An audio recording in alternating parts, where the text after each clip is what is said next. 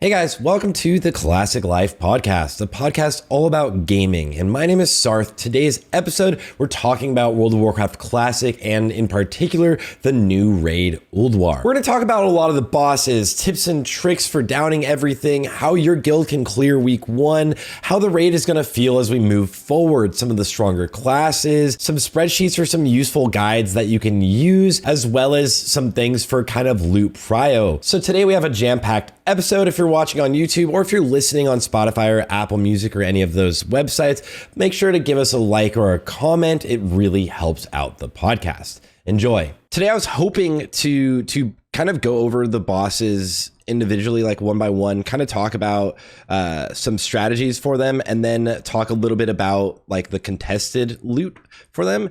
I don't know if you guys are cool with that. Joardee's loot guide was phenomenal. Absolutely amazing. So if anyone hasn't seen that, that's on YouTube and it's popping off. Rugs with the assist. It was so bad. There were so many issues with it. Yeah, Really? No. And then we have Cosmo's sheet to break down things as well, and assignments for all of the bosses, and just anything you guys want to talk about. But I know we don't have a ridiculous amount of time. I just wanted to get the boys together for the phase 2 launch. Unfortunately, we no longer have Crix for a few months with us, so hopefully he is going to be living his best life that he can, and growing and doing a ton of reading and stuff while he's gone. But first, I guess I'll let everybody introduce themselves. Who we have here today. We've got Cosmo, Joardee, and Rugs. Cosmo, welcome back to the podcast. Introduce yourself and what do you do? Why should the people care about how beautiful you are? So I can tell you what I do. I can't speak to whether or not they should care about it, but I'll tell you anyway. So yeah, I'm Comsophile. I make spreadsheet guides and assignment sheets for the community, and try to my goal is to try to make the game as accessible as possible for as many people as possible, because I love this game and I think we all love it. So I'm trying to make it a little bit easier to have a good time and to make the raiding experience as smooth as possible. Hell yeah, they are extremely helpful. Rugs, go ahead, introduce yourself to the peeps. Yo, I'm Rugs. I am a Wrath content creator. I'm a melee DPS main, and I'm a Peace server Andy who has somehow not been canceled yet by Blizzard. I'm still here. I've been playing Wrath for way too long, and I basically am always trying to give my perspective on how we've done it in the past to try to give like some base knowledge, and then I'm constantly being pulled in different directions on like, no, this is what we should be doing now. So it's great. Yeah, I'm glad did you ever end up getting hit by a Dumka or anything? No, we're good. Oh my God. That was the beginning of my relationship with Blizzard, was them tweeting at me, DMing me, and emailing me, hey, by the way, we are giving you a DMCA. And I was like, damn. But hey, so what's up about... That's gnarly. Yeah, it was actually a tab on the other screen. I was tabbing out within like my own normal game, and on the other screen you could see the login screen. So that's what it was. And somebody like screenshot it and sent it in. So I'm probably way too loosey goosey with it, but I think my day is probably coming. But I mean, No, I haven't touched them in a long time, man. We're chilling. I'm a clean boy. I'm a good boy. It's always like limitations. a week before the announce of like the next phase or the launch or anything. Joardee, you have been fucking absolutely giga pumping. The YouTube videos have been on fire. The loot prio videos, but also the boss guides have just been so phenomenal. How are you doing today? And yeah, I made a mistake in the Vezex guy this morning, and it just like my heart is crushed. I said he was tauntable, and he's not tauntable. 20,000 subs though. That was like 5,000 in like a week and a half. Yeah, that's insane. It's been a crazy week. Yeah, I'm good. I'm Joardee. Hi. I miss Crix. Without him, it's gonna be weird. But yeah, thanks, Sarthe, for hosting us, and I hope that I'm able to help everyone with loot council and boss guides and stuff. And we spent way too long in Ulduar, and if any of my experience can help you guys, then that's great. Yeah, I think you guys spent very publicly one of the longest amounts of times, right? A lot like of a builds. like a make funnable amount of time. We say. like, but you know, we're a bunch of boomers and we're trying to bash these strategies in our heads. So that's what we did. You got him down. What was the fastest you were able to clear the raid? We had a couple scuffs, but it was, you know, around 2 hours for most of it. So it was pretty solid. Yeah, it's not bad at all, actually. Yeah, we'll see. We'll see what first clear brings. I'm excited about Thursday. Yeah. Are you guys going together, Rugs? Are you going to be in the same run, or are you running a separate? We're in 2 separate runs, so we'll see. We'll see what happens. But we all have our. I think that we both have a strong shot at our goals. So we'll see what happens. Yeah. What are the goals? Oh, Well, you'll see. Oh, okay. Okay. Yeah, we're not leaking anything. I guess we're not leaking Okay. anything. All right. Yeah, I Cosmo. don't know, never Rugs, know, should man. we? I feel like we shouldn't say. I what don't think we we're should planning. leak anything technically, but also like we stream 24/7 when we're on the PTR. We're pretty open book here, man. So it's Yeah. I never know where we draw the line. But yeah, Fusion does have 2 rosters going at it, and both are insanely strong. Yeah. So what's server the- first or what? So real quick, I'm just curious. Like, and we don't have to get too into it, but like, I'm trying to manage like a much smaller guild, and we're stressed about like having to hurt feelings because like we were able to get our roster up to like around like 40 people right now, which we're like super glad about. Roster boss is not a problem for us right now, but I'm like, man, it is the worst thing in the world to have to tell people like, yeah, you're not on our like current 25-man roster, but we still need you to come to 10s to help out. And I can't even imagine like what it's like to do that at the scale that you guys are running. I don't know. I feel like the raid team that I'm more involved with, which is very different than the raid team that I think Joardee is more heavily involved with. Mine's a little more cutthroat, so I kind of try to remove my personal feelings towards people. And if someone needs to get cut, it's never easy, but we make it happen. And I think Joardee has a much more controlled approach that's probably better for like 99% of the community. Cool. In a Can lot I of like cases, just, but still super. It's like an impossible task. You can literally never win with the roster boss. can I just commission you to come like give my people the talk whenever I'm like, Hey, you're yeah, fired. so You're out. here's a list. You know, hey guys, What about yeah. George Clooney now from Up? Yeah, this is Rugs. He's gonna talk to you about something. I'll see y'all later. Yeah, Joardee, how do you end up dealing with that, with especially so many raid teams throughout the week? So we recently cut from 6 to 5 because we were just feeling overwhelmed, and a big part of slotting for first clear is just like PTR attendance, performance, and slotting in other runs in the past. And so we try to give everyone a shot, so long as it's not going to negatively impact the performance of the group as a whole. Mhm. And not everyone is happy about it in the end, and sometimes you have to hurt some feelings in order to make someone else happy, and that sucks. But you know, we try to make the best decisions we can, and we've been doing this for over 3 years now, so I think we've gotten okay at it.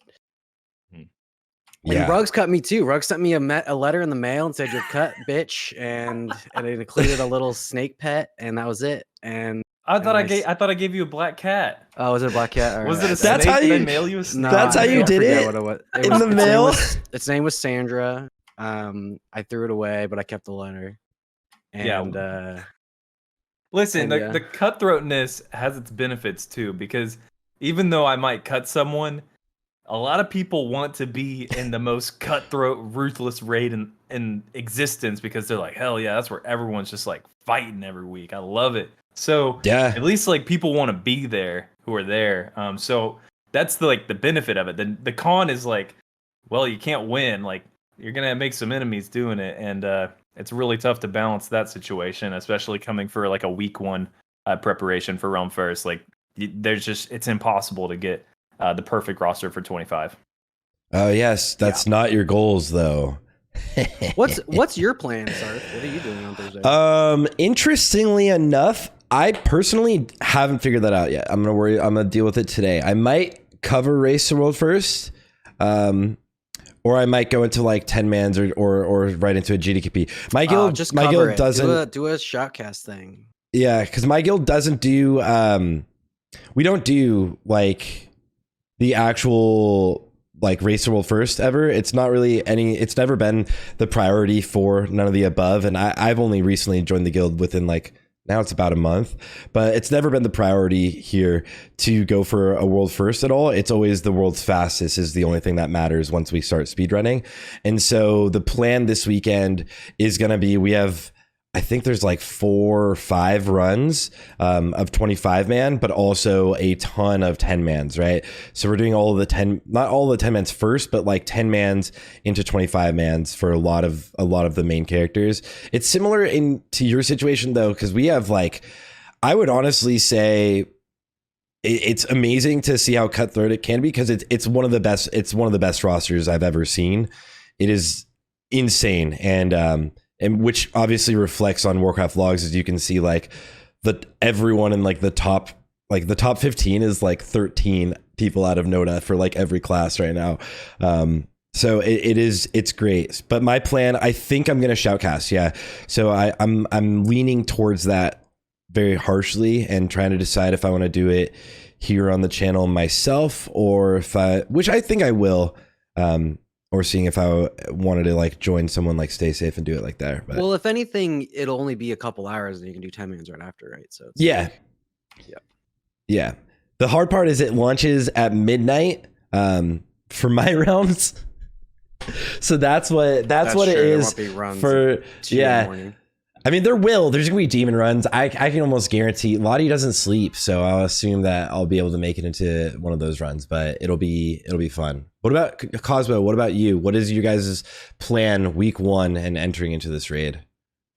So we're like the way I always kind of say is like we're like dad plus. We're like in that weird spot between not quite hardcore, but definitely not a dad guild. And we're moving more towards the hardcore side. So for us, we know that on our realm, like there's just no we've got beers and antiquity on I'm on Mankrik Horde. Mm-hmm. So we've got beers and antiquity over there, and a couple other just really solid guilds, and we know that we don't have a shot at like the realm firsts, and that's totally fine. So like this is something I'll talk about later about like establishing the goals for your guild. For us, we're going in on Thursday. We're doing 3 10-man splits. We've got 2 that are like full of people who did quite a bit of PTR practice to like try to really make sure we can tackle hard modes there. And then we've got 1 of people who are like, they'll have no problem clearing the raid. But we just wanted to make sure that the people who got the practice were together. So we're rushing straight into the 10s, gonna get as far as we can there. Ideally, everybody gets Yogg 1 down there. And then we've got, again, we've recruited a lot specifically for Ulduar Prague. So going through the weekend, we're hoping to be able to get in as many days as possible. Or as many days as necessary. Like we're finalizing today like what the schedule is going to look like, and like depending on how many days we have, that'll depend on like which hard modes we do want to try. We've got like a specific route in mind, knowing that we're not attempting Algalon. We can kind of do some weird routes to like maximize the amount of gear we need to hit certain gear checks. So we're gonna be kind of teleporting all over Ulduar, but we think we've got a pretty good map for it. I think that's a really good, not even segue, but like you mentioned managing expectations and knowing what your guild wants to go and get out of this. Joardee and Rugs are in a position where they had multiple, like every single day the PTR was available, they were in there for somewhere between 4 to 9 hours, right? But you're in more of an experience that most people have, where they've maybe had 1 or a couple runs on the PTR, maybe they did a couple 10 mans. How do you really think you are going to manage your expectations, and what is that raid plan you're kind of looking at? Yeah, so it's funny because like I guess it doesn't matter. Like I can talk about it again. Like we've got, we're not competing for the top slots, but we're definitely competing for like those like top 10 slots. So I'm trying to we put a lot of prep in. But for us, it's again, first things first is I think that you have to remember that realm rankings right now they're going to be different. It's going to take some serious prog, right? Because these hard modes exist. So like knowing that we're going for realm rank is like what we care about. We're trying to maximize the amount of gear that we're able to get across the raid week 1, because we know we're not going to be getting Yogg 0 and Algalon week 1. So like let's make week 2 as easy as possible.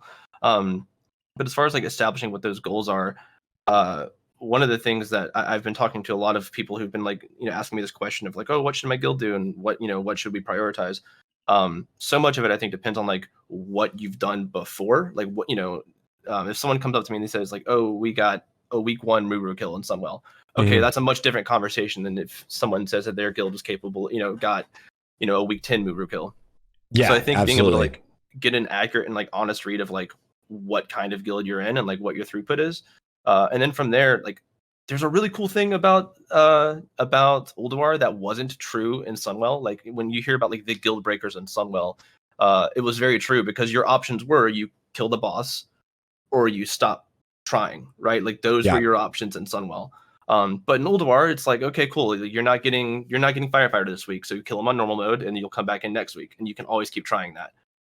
So having that conversation, I think, is like really, really important. For us, like Firefighter is one that we really want to get down week 1, but it's also like the first one on our chopping block if we don't have the time to really prog on it, because like Yogg 1 is like our main goal. So yeah, I'm not sure if like I answered that like thoroughly. Feel free to, if I need to like really well double dip spoken on something, let me know. Well, Joardee, you recently had a video breaking down like what guilds should focus on their first clear if you live in, or like kind of categorize the guilds themselves and how like hardcore your guild is and what you should focus on if you're in that kind of different range group. What do you think the general guild should like look at as like their stepping stones where they should spend time this week? The first thing you would do is Thorim, and then maybe Freya, and then Yogg's is Yogg 1, and then from there you can kind of decide where you want to send your efforts in. I know that the reason that that's hard to say is because Yogg is the last one, right? So you have to decide ahead of time what you're going to spend your time on. Depends on how many hours of rating you have and all that. I wouldn't do Flame Leviathan. I wouldn't do XT. I wouldn't do Hodier. Cosmo Mimiron is going to be hard. Mimiron, learning how the fires work is hard because it's not necessarily intuitive, and there are times where you're like, this doesn't make sense why we're standing over here, but it's important because you're going to drop fires in a spot that it needs to be clumped up so that your phase is a lot smoother and stuff like that. So that's going to take some time to learn. And they buffed Mimiron, like the 5% HP and damage made him from like in mid tier to one of the harder hard modes now. So yeah, definitely you feel it. Yeah, like that last phase is a lot harder than it was. And so yeah, I would say just like for you guys, I think you do Thorim, you do Freya, you do Yogg, and I wouldn't worry about the other stuff, because I think also a big part of it is like guild morale and not spending a ton of time wiping on stuff that like you don't have a shot at. You know what I mean? And I think if you blast through Freya and Thorim hard mode and you got a bunch of extra time, then yeah, spend it on learning Mimiron. But I wouldn't worry too much about it. Yeah, we fortunately, like, and this is like, again, this is where we're in that weird in between stage. Is like we've got a lot of people who like in phase 1 we really emphasize splits a lot, so we have a lot of caster alts, and we kind of have swaps pre-planned for when we get to Hodier. And we got a lot of practice on Hodier on the PTR. We got practicing on Mimiron for Firefighter. We didn't get a 25-man kill, but we got a couple of 10-mans. So obviously the scaling is, it's important. It's there. You feel it. But you understand the aspects of the fight. I think that's one of the best things. And it's something that actually both me and Joardee mentioned our 10 tips video, is just like the 10-mans are essential. It is essentially the exact same fight in 10-man and 25-man, except for the mechanics that would kill you in 25-man hurt you pretty badly in 10-man. So then you're like, you see your HP go down, you're like, oh, I should watch out for that, right? Like just having that like actual experience doing it will infinitely make you so much better at the raid. And you'll see as the guilds that spend a lot of time on PTR go into the raid this week, they're going to blast through a lot of things where most guilds are going to struggle really hard on a lot of these hard modes. It's because they really have this experience. Like if they see a mechanic happening, just instantly, instinctively, you move or you know what to do in that situation. Whereas at first you're like, oh, what's this? So the 10-mans give you all of that experience like right away. It is a blast of all of that experience, and the hard modes in 10-mans are like way easier. So it's like a fast version of getting a ton of awesome gear and moving up. I think one thing that a lot of people also kind of forget about when it comes to the 10-mans is you get to see like your UI in that setting and like see what these weak orders look like, and understand these alerts, and seeing everything in context. It goes a really long way, because when you download, like when you install like the Tim's pack, right, or like the Foji pack, you install them and you just see this big mess of thing. But I highly doubt anybody, I definitely don't, go through and say, okay, where is each one of these things at? So being able to just see it in 10-man and say, okay, cool, that's where I'm looking for this, blah blah blah. That way on 25 you're just able to just go for it. It matters so much. It helps a ton. Yeah. So I have a bit of a semi-hot take here. Good. So I want to get into. I have the hot Rugs? take for you. Yeah. Yeah. Let's slide it. Something I've been thinking about for a little bit now, and it's right along with what we're talking about. I feel like for the last year I've been preaching like Ulduar's hard. Ulduar's hard. Don't fall asleep in Naxx Ramus. Ulduar's hard. Like, trust me, the game gets harder. Wake up, people. And now that it's here, it's like, yeah, it was challenging on the PTR, but this shit's gonna get fully cleared world first, like in a matter of 60 minutes. It's going to fall over. The guilds that have been kicking ass are going to kick ass when it comes out. It's going to take you like no time for the world first race to be over. Like, Sarthe, your shoutcast is going to be fun and short, just like every other world first race has been for all of Classic. And guys, like, the raid is not hard. It is doable by everyone, straight up. Outside of my god, hear me out. So outside of like XT, which like no one killed on PTR, but also like nobody was really trying because it was kind of a roadblock in a lot of ways and just kind of a pointless boss. And that one's like still like maybe being tuned. Outside of Algalon, legitimately hard boss. Yogg 0, which like you don't even need to do. It's just a fucking achievement and mount boss. Like, Yogg 0 doesn't really count either. Outside of that, like, the raid, like, anyone can do it. Anyone. You have Joardee's boss guides, which are fucking phenomenal and explain everything like you're a 5-year-old. You have Cosmo's spreadsheet, which is ridiculously useful to set you up. Like, that saves you probably 10 hours of spreadsheeting for every guild. Like, Cosmo's done that for you.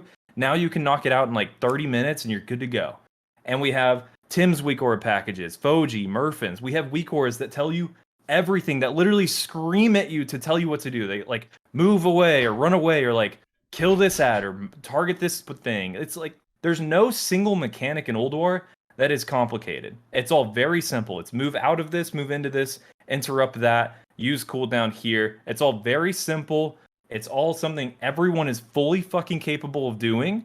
It's just a matter of like waking up, paying attention, do your homework, and like you'll get this. The progression for some guilds is of course going to be an absolute like pain roller coaster for sure. But you guys got this. Like, it's really, really doable. You will be able to knock out all the hard modes in Ulduar. I believe in you guys. Like, you have everything you could possibly need. It's not hard. It's also like it can't be. There's something about it's just a good raid. You know what I mean? So it's like, even if you're a guild that is like that has like a harder progression path, or like you take a little bit longer, it doesn't feel as bad to wipe in these fights. Like if you wipe to firefighter, like you're going to wipe to firefighter, expect it's going to happen. It feels way better than wiping because like someone didn't decurse on Noth, which totally never happened in my guild ever, for sure not. But like it's just like the context of the wipes just doesn't feel as bad. You know what I mean? And because like it's Ulduar, it feels good. It's just fun, man. I think it comes down to it being a similar situation to what we had in Sunwell. At the beginning, it was a lot harder because there was DPS checks and things. And like you were saying earlier, the difference is there's no like hard guild breaker because you could just do it the easier version, right? That's what it is. You could just do it the easier version. And the gear is like, our power level scaling is so fucking bonkers this phase that it's ridiculous that like once you get that gear, instead of dying to this mechanic or dying in 2 ticks or something, you have an extra second and a half to get out of something, you easily hit the DPS checks. Like everything will become significantly easier. I think where the challenge lies is all in these first couple weeks. Not even first couple weeks, because the 10-man gear is also so big. I think the challenge really lies in the first week or 2 weeks for most guilds, and then Algalon. The challenge in Algalon is you have 1 hour. That's it. Like, that's where the challenge is. It's learning the fight. It's not the fight's the hardest. I think Yogg 0 is a harder fight mechanically than Algalon. Algalon's not that crazy, but it's just knowing you have 1 hour to get it done, and everyone has to do their job accordingly. Algalon's a beast, and I think people are actually overestimating how strong eye level is going to help you on Algalon. I think even with like full phase 2 Bis, that boss will still be hard. You still need to have like your star killer on fucking point. Your cooldowns need to be on point. Like, a couple thousand health is definitely going to help, but like, and the boss dying a little bit faster is going to help, but that boss has got some critical mechanics to it that will crush you if you mess it up. And that 1 hour is going to still be pain every single week of the phase.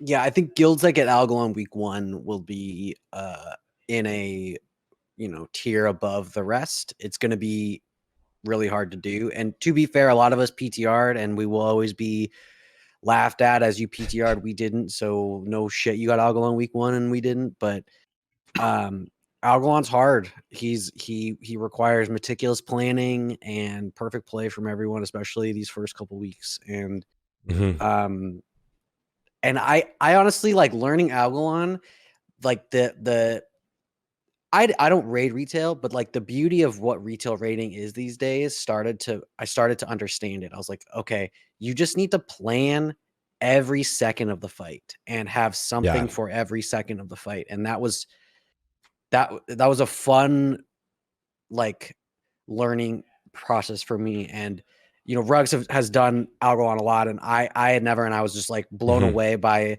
his ability to kind of like see what was happening, because I just like wasn't understanding. And then I started to get it, and then I get it now. And it's such a cool way of raiding that, and it's tiring, if I'm going to be honest. Like it's you have to constantly be thinking. Yeah, you have to constantly be thinking 15 seconds ahead, which is what Disc Priest is, but it's also like what a lot of people aren't used to doing. And comms have to be clear and blah blah blah. So do you think you got how big of an advantage do you think it was having no 1 hour timer on Algalon on PTR? Unbelievably huge advantage. Like if you weren't on PTR, then you're at a severe disadvantage of getting Algalon. You're just not going to get it week 1. There's no way. I think. Would you say there are guilds that did PTR test? I mean, like I think there's some guilds that like even with the PTR testing, like you just might not get it. Like it's totally, we might not get it. I mean, I think Mm-hmm. Rugs will get it, but I'm not sure we're gonna get it. We're gonna try really hard. We got it once. I'm hoping we get it a second time very, very quickly. I think we have the strategy, we have the players, we have everything. It might not come together. You know what I mean? So it's a hard fight, and there are times where you're just like, well, that sucked. We're gonna go back again. Like there's nothing you could do. The tank gets global, and if there's 2 seconds of no cooldowns and your tank gets global, then you fucked up. So it's especially like important on Algalon, but like just in general, this is something I kind of had a pep talk with my raid. I've been sounding like a broken record to them. Like props to them for just being troopers and listening to it every single week for the past month. But I'm just like, hey, it's about to get different. We're about to be wiping, and like something that I've always said, and we got really, really good about it. We did get good about it on the PTR, but in Summel we were really good with it about like wiping quickly and just like committing to the wipes and getting back into the raid as quickly as possible. Like obviously that matters the most on Algalon when you have an hour, and establishing wipe recovery if you can, but if you can't, you got to get in, buff on the way, all that stuff. That's something that I think, it sounds weird, but like guilds that recover or guilds that wipe quickly, like clear quickly. That's just like my general philosophy.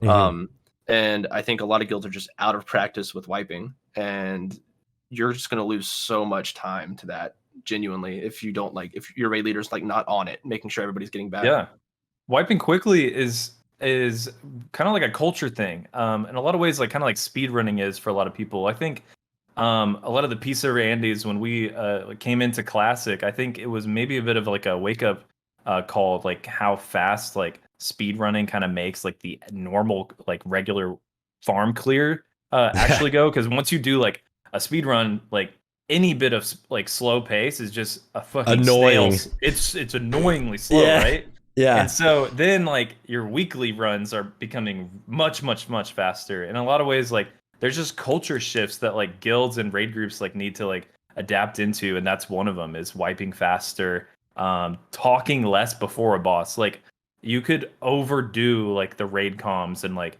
call outs about a mechanic. Like just pull the boss. And if you wipe again, okay, maybe people learn it better than you spending that 5 minutes talking about what a boss does. Like less talk, more go is kind of like the classic mentality, and I think like Ulduar kind of puts you on the spot with that because you really only have so much raid time to clear it. I think a lot of that comes from the vanilla speedruns because your overall DPS was dependent on your total clear time. And so people were just pushing speed every week to just like blast through Naxx or whatever. And the faster you went, the higher your damage was overall, your DPS was. And so I think that's where it started and then just kind of kept going. Yeah. I didn't know that. That's interesting. The raid, like the time sinks, I used to say this a lot when guilds were asking, like, how can they just move faster and make your runs a lot faster? It used to just be all trash. And it was like, just don't wait in between trash packs. Like a lot of guilds have people that just like AFK after like one trash pull or like sit down and drink. Like, just don't do that until you're at the boss and then get ready to go on again. And like, I think a big thing for most people moving into Ulduar is going to be, like, if the wipe is called, kill yourself right away. Unalive yourself right away so that everybody can release and you can all move on, and then just release and get back there. Don't be like, all right, someone will res me. Unless you like have a call out for it specifically. Raid time is so valuable. I think that, especially because this raid is launching obviously on Thursday, which cuts 2 days for NA people, a day for EU. It's a later lockout. It's a short lockout. So just having this time like and utilizing it well is going to be huge for people. And I think that is a big thing. Wiping, moving quickly and being ready to pull. So like whenever you're running back, getting your consumes back rolling and buffing up while you're running back. Like if you have a pet class, remembering to get your pet out instead of like right before the timer's almost done. I'm the worst. Another big one is loot. People are pretty slow at loot. I think a lot of guilds are full clearing Naxx, and then after Naxx OSEOE, then you dish out loot with like RCLC or however you do loot, and that is taking people way too long. And also, you kind of want to dish out loot during the raid of Ulduar because you kind of want those immediate upgrades going into like the next progression boss. And so you got to be able to make loot go quick in Ulduar without making like a stupid decision. So that's another thing that people need to be thinking about too. On that note with loot, we are up to this point. We've been holding everything at the very end. We distribute, but for Ulduar, like we're definitely we went through. Thank you guys for the Prio sheets. Super helpful when we were going through doing everything. But I have a bone to pick with Rugs specifically, actually, because I'm swapping to Blood now, and I'm like trying to slurp up all the 4-piece, and then everyone's like, "Well, Rugs' video says you only need the helmet," and I'm like, "Okay," but anyway, puts me in an awkward spot, but it's cool. No, on the topic of like loot distribution, though, you're absolutely right. Like Sarthe mentioned earlier, and what you just said of like the scaling that we get off this loot is just insane. So you want to get immediate access to it. So what we told our raid to do is just like, you're going to be getting these enchants anyway. So just get them now and put them on vellums. Like show up to raid with like a healthy supply of enchants ready to go on vellums, have gems ready to go. Like that sounds hardcore. And like, it's one of those things I think a lot of dad guilds are just kind of like, we'll get it when we get it. But it's like, you're going to get it anyway. So just get it now. And then you'll be able to like immediately toss it on. And like what we told everybody is, I don't care if you're number 1 on the Prio. If it drops and you don't have the things you need to immediately enchant it, we're giving it to the next person on Prio. Because like I need that on your back and I need us to go. Mm-hmm. Yeah. I kind of really agree, and that was one thing I could try to stress to people is just like, be ready, have your enchants already, because every item that drops should be an upgrade, other than if it's breaking like a tier set or it's breaking like a thresh point of like, oh no, I don't have expertise or hit or anything. But a lot of things can be huge upgrades for people.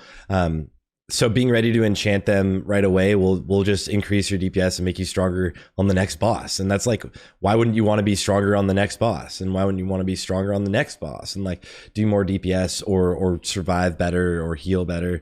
I think it's an easy thing to have your enchants in your bag because yeah, you're gonna buy them. You're gonna have to get it no matter what. Yeah. And it's gonna actually be more expensive the day after Ulduar launches. It really is. So like, just get it like now. For every slot. There's some like if I could give a tip to help loot go faster is have those conversations on contested pieces beforehand, and then go into the raid knowing who's going to get flare if it drops, who's going to get XYZ trinket if it drops, who's going to get this weapon if it drops. Obviously, like you can't have a conversation about every piece of loot in the game. That would be insane. That's what the loot prio sheet that Joardee made is really useful for, to have like an idea, but like your raid team, you can't make a decision on everything like before you go in. But what we've been doing in Naxx and my raid team is we know who's getting the EOE neck. We know who's going to get Turning Tide when it drops, who gets Dying Curse. We have like 5 items that we immediately know who's getting them every single week. We've been doing since week 1 of Naxx. And going into the raid knowing who's going to have those just means like as soon as it drops, I can just trade it to that person immediately. Yeah. Unless that person is like actively griefing, wiping, or dying on like Thaddeus and like doesn't deserve a loot piece for some reason, then I just make that decision on the spot, and I just do that because I'm loot master. But for the most part, you can just predetermine these things, and then you don't have to have like the side off conversation with like a couple of the loot council members who are during trash, like while you're trying to clear Ulduar, like trying to decide like, yo, who should get this piece? Like, oh, I think this person, I think this person. That should kind of already be decided. That saves you, a handful of minutes, and that handful of minutes doesn't seem like a lot, but that's a pull on a boss, on a progression boss. That could totally make a difference on your raid night that week. Time. Yeah, it really is. Well, the one thing I'd like to, I know that I'm feeling like the conversation is getting very sweaty, and I want to just tamp us down a bit and be like there's a lot of homework you can do. And like, I'm the guy who's like giving you ways to do it, but like, just have fun and like do what you can. Don't lose your mind. It's only 1 week of raiding, and by week 2, everything will get easier, and the loot will get simpler. And like, I'm so overwhelmed right now with like my raid and the videos and like all the shit and like the loot and consumables and just all this stuff. And it's like, you can get very quickly overwhelmed, and the game stops being fun. So just like, yes, do what you can. If you can't deal with it, fine. Yeah. All right. I mean, the boss guides, I mean, everything's exhausting right before a launch happens, but like this is like probably one of the most fun raids we've ever experienced. Oh, I wish I had that all set up already. I'm just trying to combat downtime. I think you can catch 100%, yourself 100%. like in front of a boss like Freya, and a raid leader spends like 5 minutes explaining the fight when everyone could have just watched Joardee's guide. Or the loot council pauses the entire raid for 5 minutes to discuss who should get, whatever hard mode drop that off of Thorin. Like that stuff, definitely. Like you should try to nip in the bud as quick as you can. Yeah, I think for loot council, you could assign somebody to be like, hey, make us a sheet for all the hard mode gear we might have access to. Let's all approve it, and then we know where it's going right away, and stuff like that.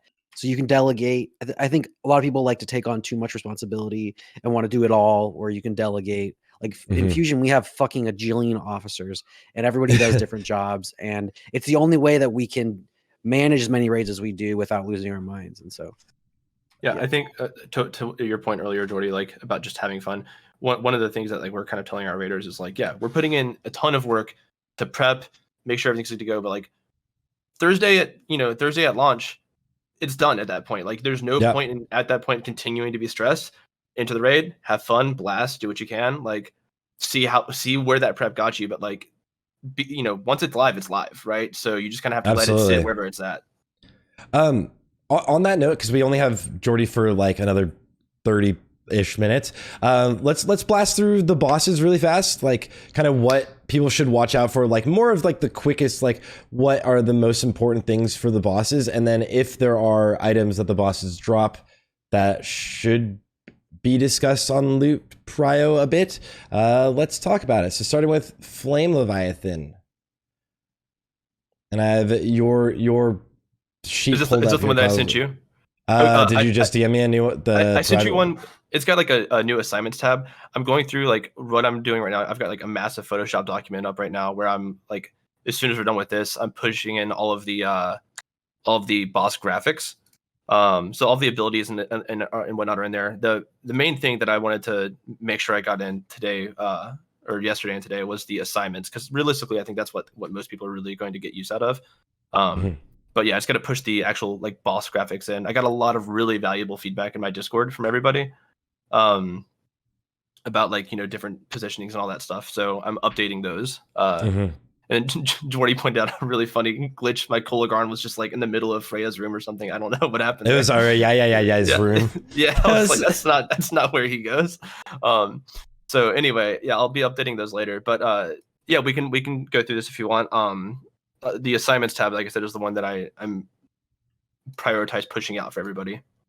Yeah, but the plus buttons aren't working for me. They should be. Oh, it's no. because you're here. I got you. Your view only. No. You Here. didn't make me a collaborator. Do I have to copy? No. Just refresh it. You're an editor now. Just don't post this publicly, or everyone on God's green earth is going to be changing the sheet. Oh shit. That is actually so convenient now, is to see Dude. like just the boss itself I broken had to down. do that, or I was going to go insane, honestly.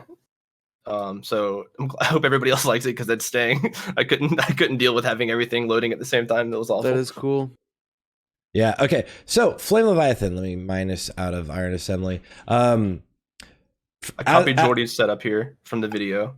So yeah, as a boss, so you guys are suggesting sending 2 people up in the throws from the 4 demolishers. What are you seeing be the most successful? I think early on, that's the strategy until your eye level's higher, because you're not going to have the HP or the damage to survive the constant missiles over time. You know what I mean? Because you're just, the whole raid's constantly taking damage, and it's kind of like a softened rage. And if you're not stunning him all the time, you're just going to be taking too much damage, and you won't have enough to kill him in time. So, doing 2 demolisher gunners that are being ferried back and forth over and over again to get the turrets down as fast as possible, I think is the play to, like, I think long term you could swap to 1 and simplify the whole thing, but early on, you're gonna be hard pressed to find a kill that only does it with 1, I think. And yeah, I think Flame Leviathan is 95% doing your homework and knowing what your job is.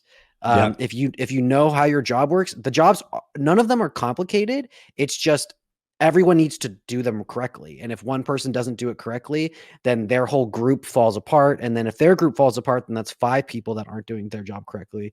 And then the whole thing falls apart. So Yeah. So yeah, Flame Leviathan, I think, is definitely one of the easier ones. It's just like, as soon as people lose control of their character and have to drive some fucking car, they just, their brains break. So The problem with vehicles, it's vehicles in the game. It's always like that, right? Like whenever we have vehicle fights, like people, if you're not controlling your character, which are used to your own specific abilities, you just decide like, I can't do this anymore. It just kind of happens to people. So that's why I think we all suggest that most people don't go after Flame Leviathan on week 1, is because you will get it down. It just is like a massive time sink, and like, why spend that time at the very beginning of the raid? Right. Yeah, totally. I think just really quick on the topic of Flame Leviathan, this is something, it won't be a problem I think for the higher end guilds, but for dad guilds, like if you're a raid leader in a dad guild, even for my guild, I'm dreading getting everybody to like stay focused from the moment you walk into Ulduar and everyone gets all hyped to get in their vehicles and they're moving through that trash. Like, it's gonna be tough. Like, it's, you know, but just keep everybody focused. Once you get Flame Leviathan down and people are back on their actual characters, they'll simmer down. But like, I really think that that's going to be like a huge time sink for so many guilds. It's just like everyone just zipping around. So just like try to pay attention to that. For Flame Leviathan, do you feel like any of the items, well, there's a few items that are like pretty large. Are there any items that speak out to you guys as like very contested because Flame Leviathan loot's amazing. It's, Yeah, it's the loot yeah, is really dude. good. The hard mode loot is crazy. Normal, Yeah. even Four of those normal things mode are loot. 4 of those things are bonkers. Yeah, the All right. fist weapon is bis for combat rogues, and it's bis for enhance on purely single target without fire ellie. The neck is bis on like every caster. The legs are bis on DK's rets, and it's really good for warriors, almost bis. The shoulders are whatever, and then the boots are bis on basically every spirit haste caster. Like Yeah. the loot is insane, and then even like the plate helm that drops is BOE. That'll sell for a fortune as well. So It's like the loot is just it's a good ridiculous. alternative weapon, helm too. Like the helm and even these bracers for like melee DPS are insane. So like this, it's crazy to see how every item, even like the normal mode items, like this ring, the strength of automaton, it's not like nearly your bis, but it is like a big upgrade for everyone. Titan Guard is an offhand weapon or a weapon you could use on your tanks or your DKs that is actually an upgrade. Like it's crazy how every single boss has these has a ton of loot upgrades actually. Right. I will give a shout out to Flame Leviathan. I don't know if anyone really even did it on the PTR, but Flame Leviathan is 4 manable on the normal version, even on 25.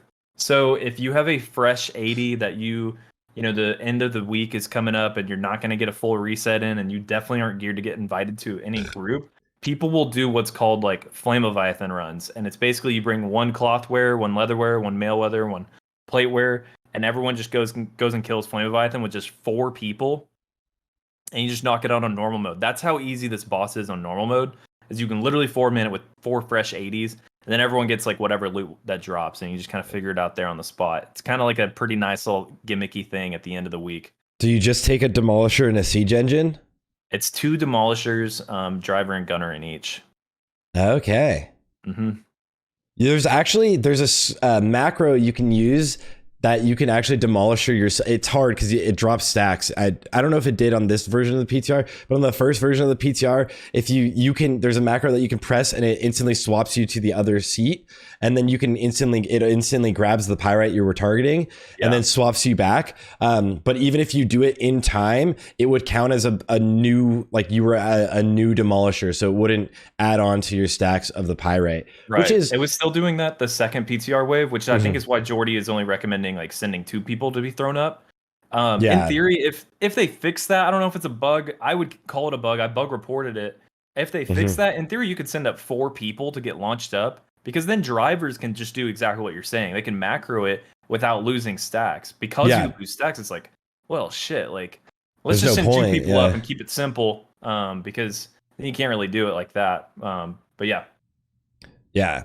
And if anyone that hasn't done this fight before, for Flame Leviathan, like the only thing that matters is the demolisher damage, keeping the pyrite stacks up.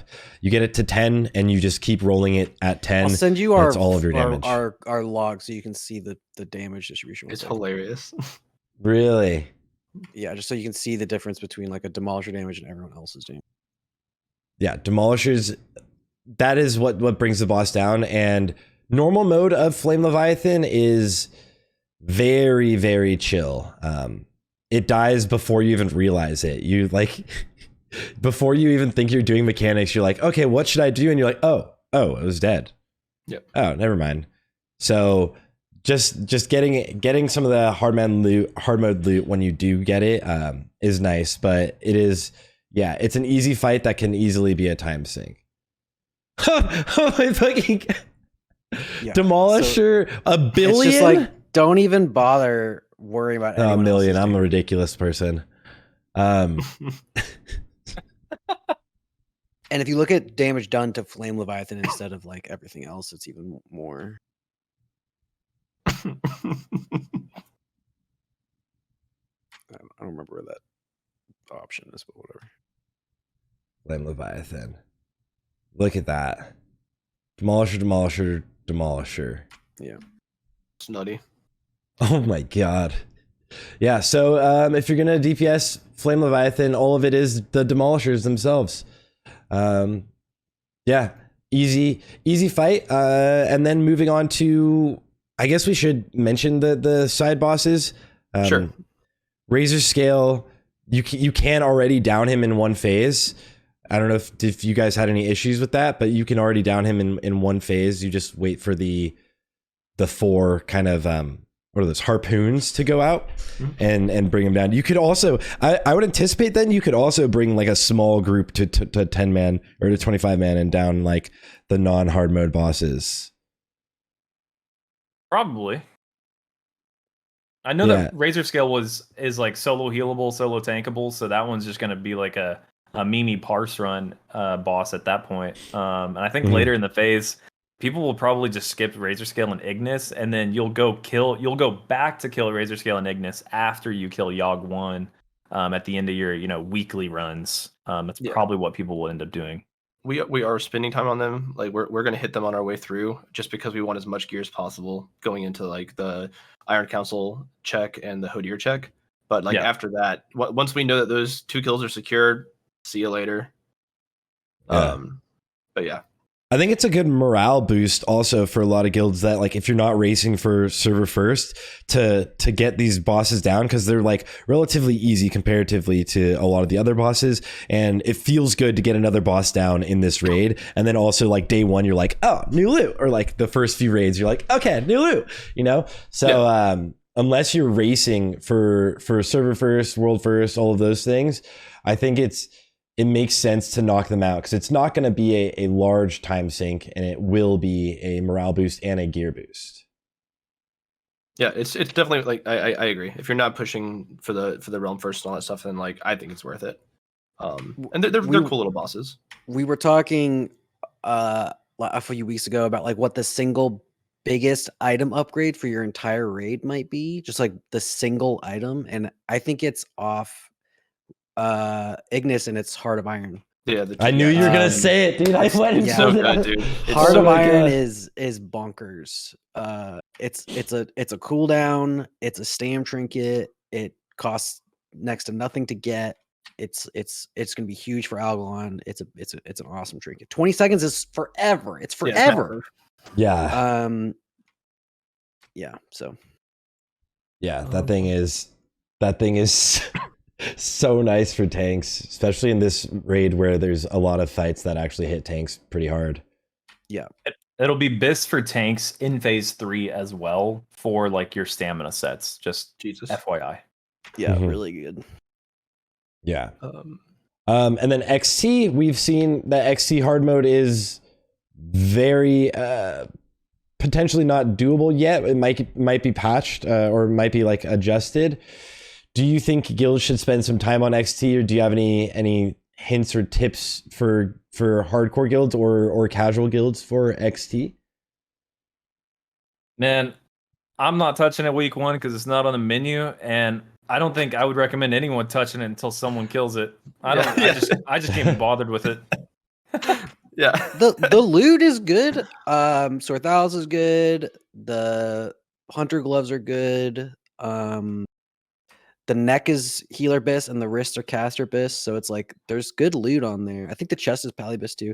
It's like, but it's just such a bitch, and you have a long day ahead of you after it, and it's just like it's not worth spending 2 hours on. It's a momentum game, right? Like you go through, you get Flame Leviathan, you spend your time on the first on Ignis and Razorscale, and it's like you're getting that momentum and the morale, everyone's feeling good, and then it doesn't feel good to like immediately just hit a brick wall in the form of a like 3-year-old robot throwing a literal tantrum and just destroying you. Definitely turn off game sounds. It's not worth it. Yeah, it's a bummer because I think that fight in a good tune setting is actually a really good intro fight to the rest of the raid and hard modes. It's like you do Flame Leviathan and you can hit Razorscale and Ignis if you want, but then you're immediately hit with a DPS check.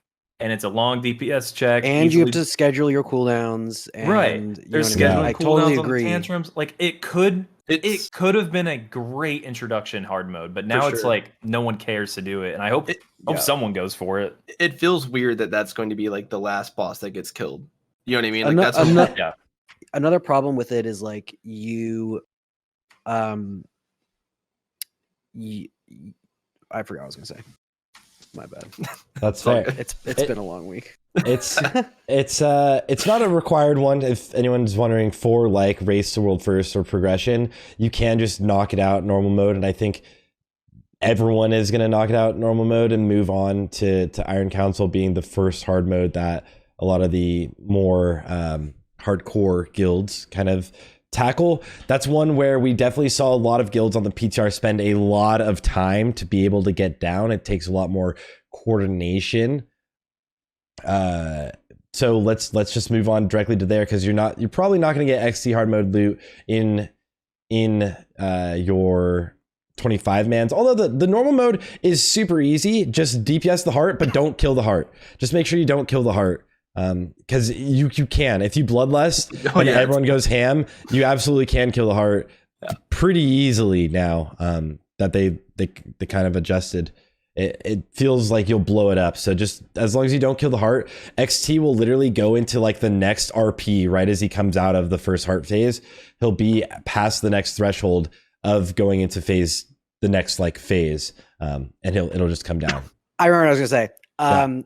Another problem is there's not gonna be like visible prog on it, because Warcraft Logs is just checking for Algalon and Yogg zeros. There's no like prestige from the meta website of Warcraft Logs, so it's like there's really like no reward for you other than one piece of hard mode gear that's not necessary for you to feel good about yourself. So it's like whatever. No one really cares.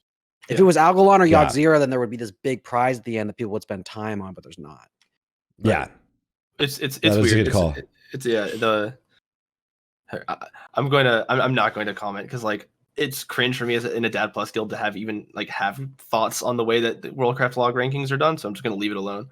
But yeah, no, it's someone asked in chat, is it worth it to do on normal? You have to, and it's super easy. Like, yeah, you have to down it to unlock the teleporter to move on to the next section, into the antechamber. So you do have to down XT on normal mode, and then if you're in 10-man version, I would suggest doing the hard mode. You do the hard mode without even noticing. It's like on accident in 10-man. In 10-man, you should do like almost all of the hard modes, and you shouldn't really see too many issues there. I actually told my guild to not worry about. I told them I don't really want to see any groups wasting time on XT hard mode, even for 10-mans, because like I want everyone getting Yogg 1 down. Mm-hmm. Like, that's what more important to me. There's a lot of people who are really unhappy with that call, and I imagine that we'll have like one of the groups will probably go rogue and just do it anyway, but because I can't be there to police everybody. But yeah. You don't notice it. I'm not joking. Like you if you're in a pumper group, like really? Oh my god, dude! Like, we accidentally did it like a few times. Oh, Noda accidentally did it, guys. Well, I think XT XT 10 got buffed. Like his health went up, and so the second round of PTR was harder than the first round. And yeah, so, the second round's where he just demolished us. Yeah.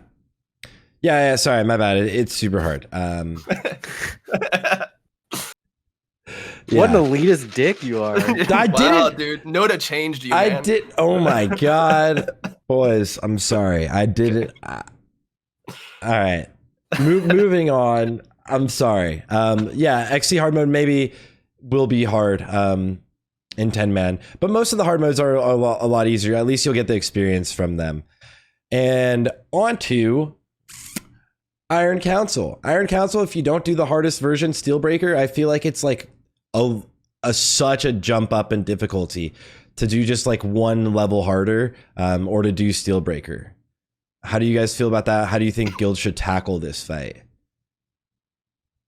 This is a tough one. It's going to be a judgment call, and I really hope that the raid leader knows his guild well enough and his roster well enough to make that call, because I do think that Iron Council hard mode is more doable than other hard modes, but it's pretty tough. And the medium mode is piss easy.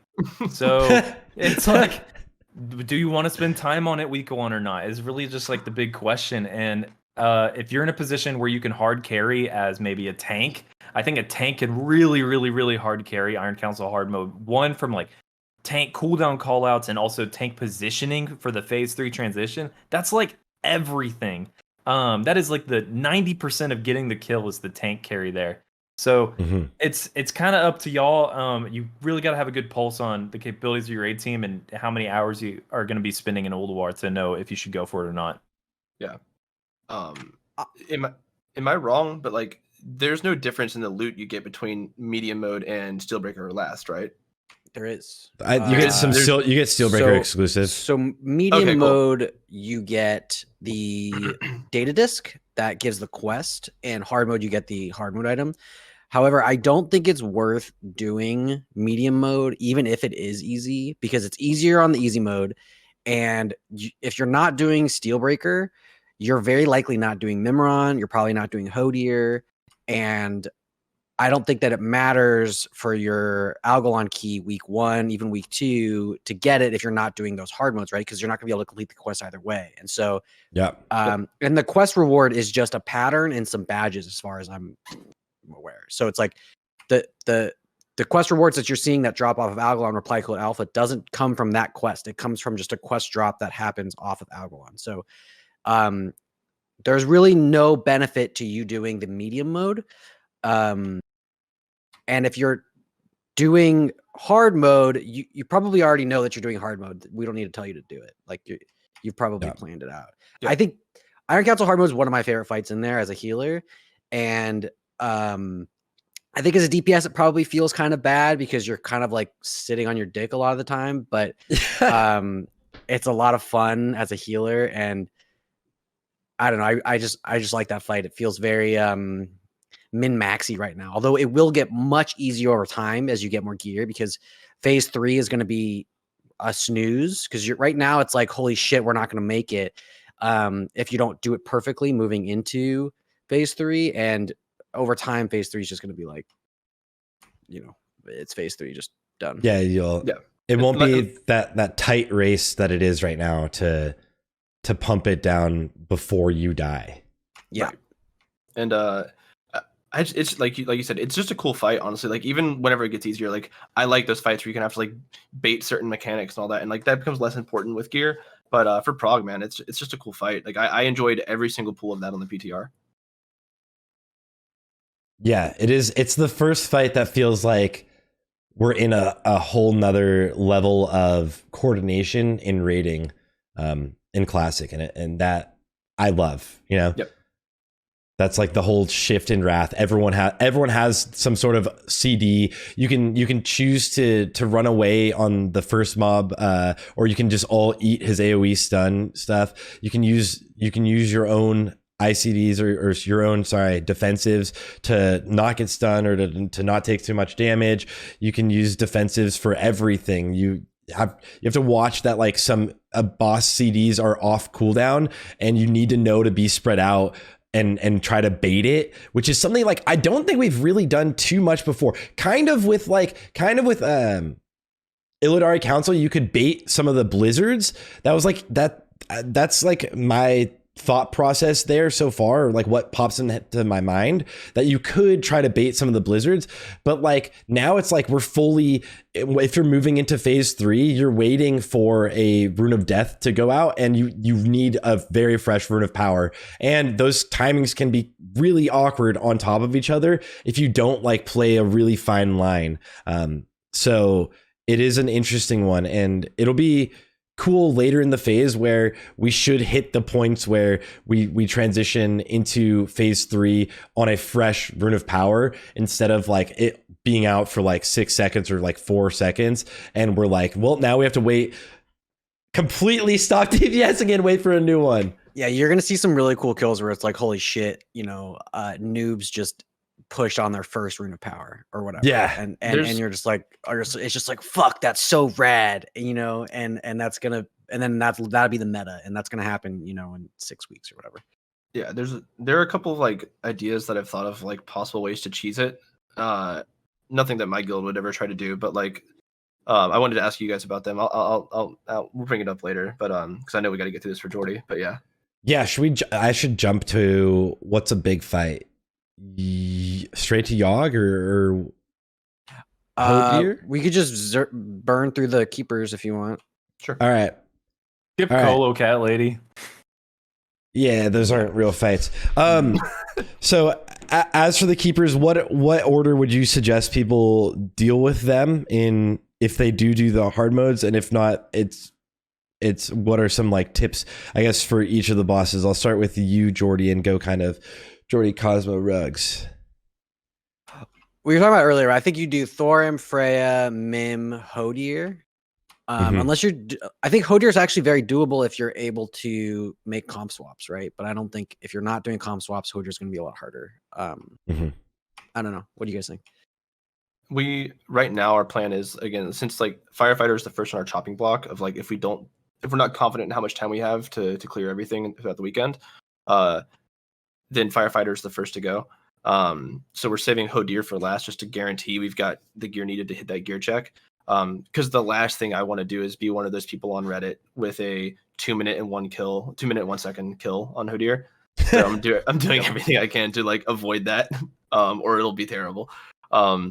So yeah, I think absolutely start with Thorim, do Freya, and then like, you know, make a decision on how you want to approach Mimiron, either normal mode or hard mode. In either case, having that gear, I think going into Hodier is just going to be super valuable. Because if you do normal mode Mimiron isn't really much of a check across like in any way, in my opinion. Like I just don't really think it's that bad. Maybe it's because like I had just been wiping on firefighter, so it felt super easy.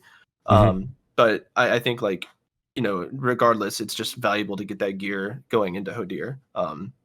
Unless, like Joardee said, unless you've got a guild where like you practice it and you know that going into it you're fine, then sure, just run around the ring, right? I agree 100%. Unless like if you know that you're gonna do normal mode Hodier, then do it first. If you know for sure you're gonna do it normal, because that boss is like you just kill it anyway. Doesn't matter. Yeah, that DPS check is tight. Did you guys ever have issues where even though you're experienced doing it now, like you can get hit with like RNG or like just things in bad positions? Did you have any issues where it's like, well, fuck, we're not gonna make it, wipe it up, go again? Definitely. Yeah, I would say on average, you will get it, but only just. I think if you're like in the 45th percentile of bad RNG, you might not get it. And then you got to pull the plug. So I think like, you know, a little bit more than 50-50, you'll get it if you're, but you know, we're very well could fuck up and yeah, Stormcloud on the tank. Imagine that's awful. Like shit like that is just awful. Yeah. Stormcloud on the healers out in bumfuck sucks, like stuff like that. I'm swapping out on that fight. I'm Blood DK swapping to either Frost or Unholy, but like I'm just gonna sit myself on Hodier and swap into caster because I'm a fucking loser and I don't play casters. So I'm just going to be sitting myself, and we'll bring in like another pumper, warlock, or mage or something. I'm just gonna try to raid lead from stream there. But yeah. Yeah, that's a good call. Yeah. Go on. For killing Hodier, whenever we would approach a situation like this, if we were like raid leading a pug or a GDKP or a group that hasn't killed Hodier yet, I think like breaking the mentality down for melee to say you are a pawn in this boss kill. Your job as a melee, and like I'm a melee main, so let me be the bad guy here. As a melee, you literally only exist as a piece to deliver Stormcloud to your ranged DPS who are killing the boss for you. You are useless on your damage. Just stop worrying about your damage. But my parse. You literally only exist to give the buff to your casters. You're a fairy. That is your draw. That is your job. I saw some pretty strong parses. Yeah. But my parse, think about it, okay? Hear me out. Okay, Gargoyle is now dynamically scaling. But I also am always standing in a beam, 50% extra haste. And then I summon my Gargoyle with my Dig Rat into a beam himself. With my Dig Rat. 100% haste. Wee woo. We're back, baby. Is this pasta? No, I just made that up right now. It's about to be. Some melee do okay on that side. Like Assassination does really solid. Enhance does really solid. Frost CK can do all right. But then there's classes like Feral and Warriors who are just like, oh my god, dog shit on Hodier. So bad. Blizzard just I don't know that you need that conditional, actually. The new mount that was data mined yesterday on Wowhead, the bunny mount, just got pushed for a 6-month subscription. Hell yeah. Literally just right now. Cool, I got a mount. Did you just buy it? Oh my god. No, it was you gave it free if you have a 6-month subscription. And obviously I this is the only thing I do with my life. So what the fuck else? Of course I have talking about really fast the loot from the keepers. We obviously get our tier gear from the keepers, and also hard mode loot there's a lot of it. Is there anything that speaks out to you guys? Are you prioritizing tier to any of the particular classes over others right away? Well, so okay, I'll say what our plan is, and y'all can tell me if it's a bad idea. And like, please do, because help. You give the good perspective of like the more like casual guild, which I think is perfect here. Sure. So like we did decide to kind of like funnel 4-piece into me. I'm going to try to just slurp what I can up in the in Tin Man's though. I'm blood tank right now. We just want to make sure that like I'm as beefy as possible going to that. So we're running blood, DK, and prot pally. So outside of that, my general idea is I would like to try to give some early love to warlocks, specifically like with looking ahead and knowing that Yogg 0 is something that we care about. Like I want to try to make sure that warlocks are pretty stacked going into that. After that, we had a long talk. I was like, look, we're gonna be pretty heavy handed on gearing specific classes. After we get the kill, I'm happy to like roll that back. We'll be getting back into splits. We can start giving a more equitable distribution, but like we're trying to figure out like which classes those are to highlight for those early weeks of prog. So yeah, totally open to like being told that that's stupid though, because we're trying to figure it out tonight actually. So Joardee, any thoughts? He was holding his tongue there. I was looking. I think that's fine. I know Ruggs and I have different priorities here, but I don't think. I think we've talked about it. I think each of us are right given our raid. Yeah, but we are going to be prioritizing the tanks, and then maybe disc 4-piece for Algalon. I don't feel as confident in Algalon as I do everything else, and so I think that leaning in that direction for us, keeping the tanks up with our healing comp with 2 Holy Paladins for Algalon is going to be hard, and so juicing our tanks as best we can is going to be the way to go. I don't think that's necessarily that's not necessarily the right way. That's just right for us, I think. And if you're not getting Algalon early, which a lot of people aren't going to be doing Algalon early, I wouldn't necessarily worry about juicing your tanks early. If you're going for Yogg 1 and whatever, I think gearing your DPS first is probably the play, because that's going to help with your Hodier hard mode. That's going to help with your Mimiron. The tank, there's no real tank on Mimiron, so your tank doesn't need to worry about it.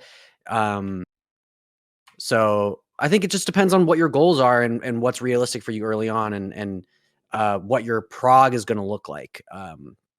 For some of us, prog is going to be, we need to clear the whole raid as fast as possible. For some of us, the prog is going to be, right, we want to do Mimiron. So different things you'll lean gear in certain ways. Right. I think that's something that it took me some time to realize as well, when we kind of like, I wouldn't say debate, but we had our difference of opinions on loot prio here. It definitely is dependent on your group. Every group is different and has different goals, priorities, and also like things that work for them. Yeah. Now let me disagree, because the way that I would do tier tokens is a couple ways. One, I'd prio enhance for 4-piece. I'd prio disc for 4-piece.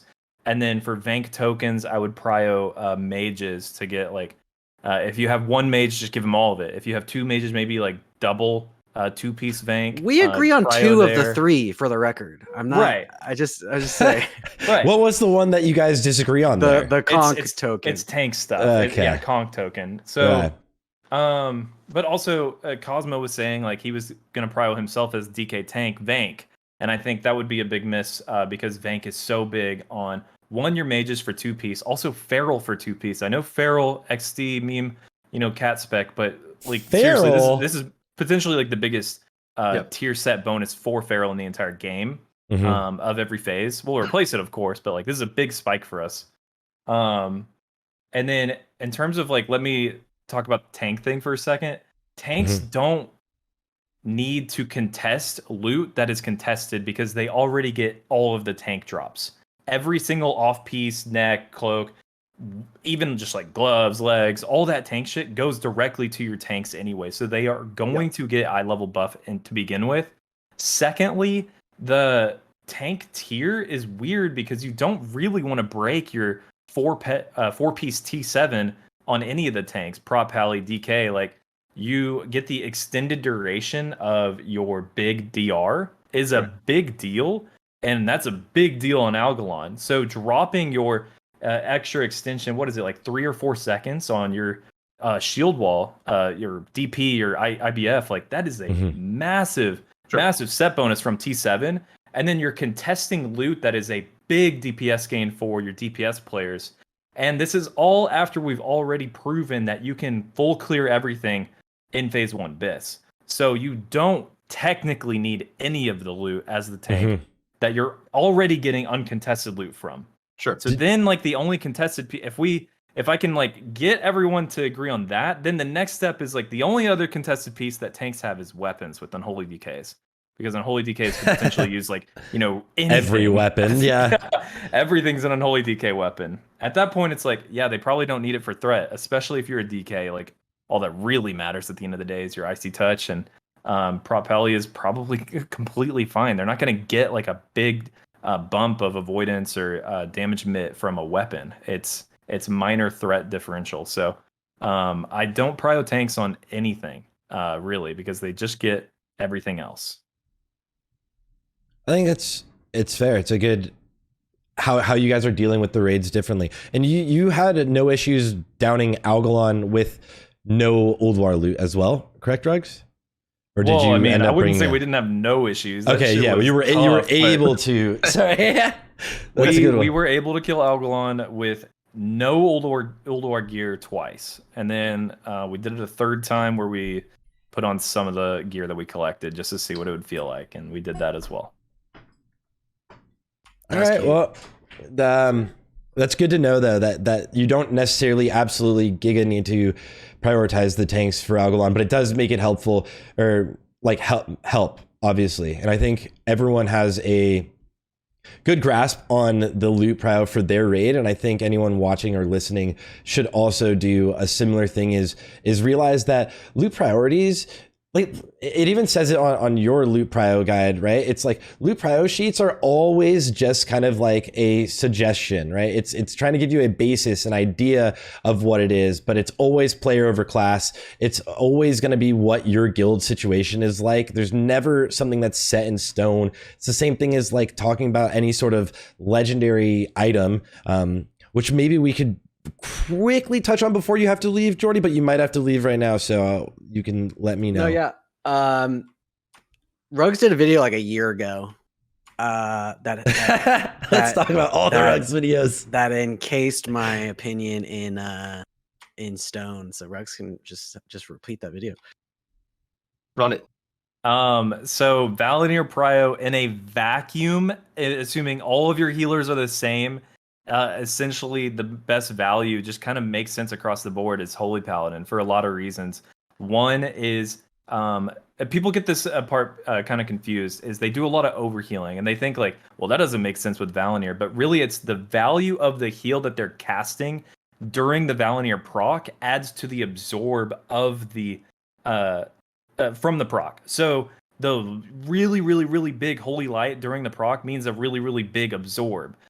Versus a different class that, like, say, like a Resto Druid who's getting a lot of blanket absorbs out onto a raid with a Valenier during a Valenier proc, that absorb value is going to be really low. Oftentimes, when you're going through with, you know, at the point when you have Valenier, you're dropping healers for fights.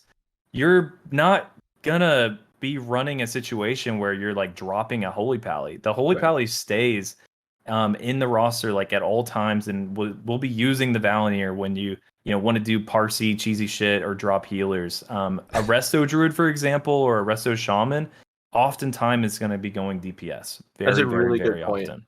I never thought of that, but that's a very good point. Like, we're giving it to a Paladin regardless, but like that's really smart to think about that. And then like Disc Priest can't even like get any good benefit from it, so they never get it. Isn't Joardee getting it on Disc Priest? I'm buying it. That's your. I'm buying it. Slurp. Yeah, slurp, dude. If sometimes you gotta slurp with gold. I will not be taking it in the guild, but I'll buy it, and then I'll bring it into main raid, and then we'll have. And then you'll have 5 more Valeniers for speedruns and stuff.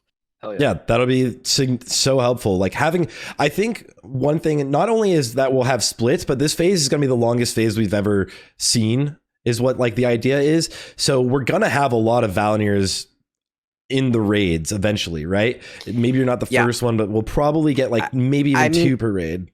It's the way that I think about Valenier is it's BIS for Lich King Prog, right? And that's what you need to be thinking about.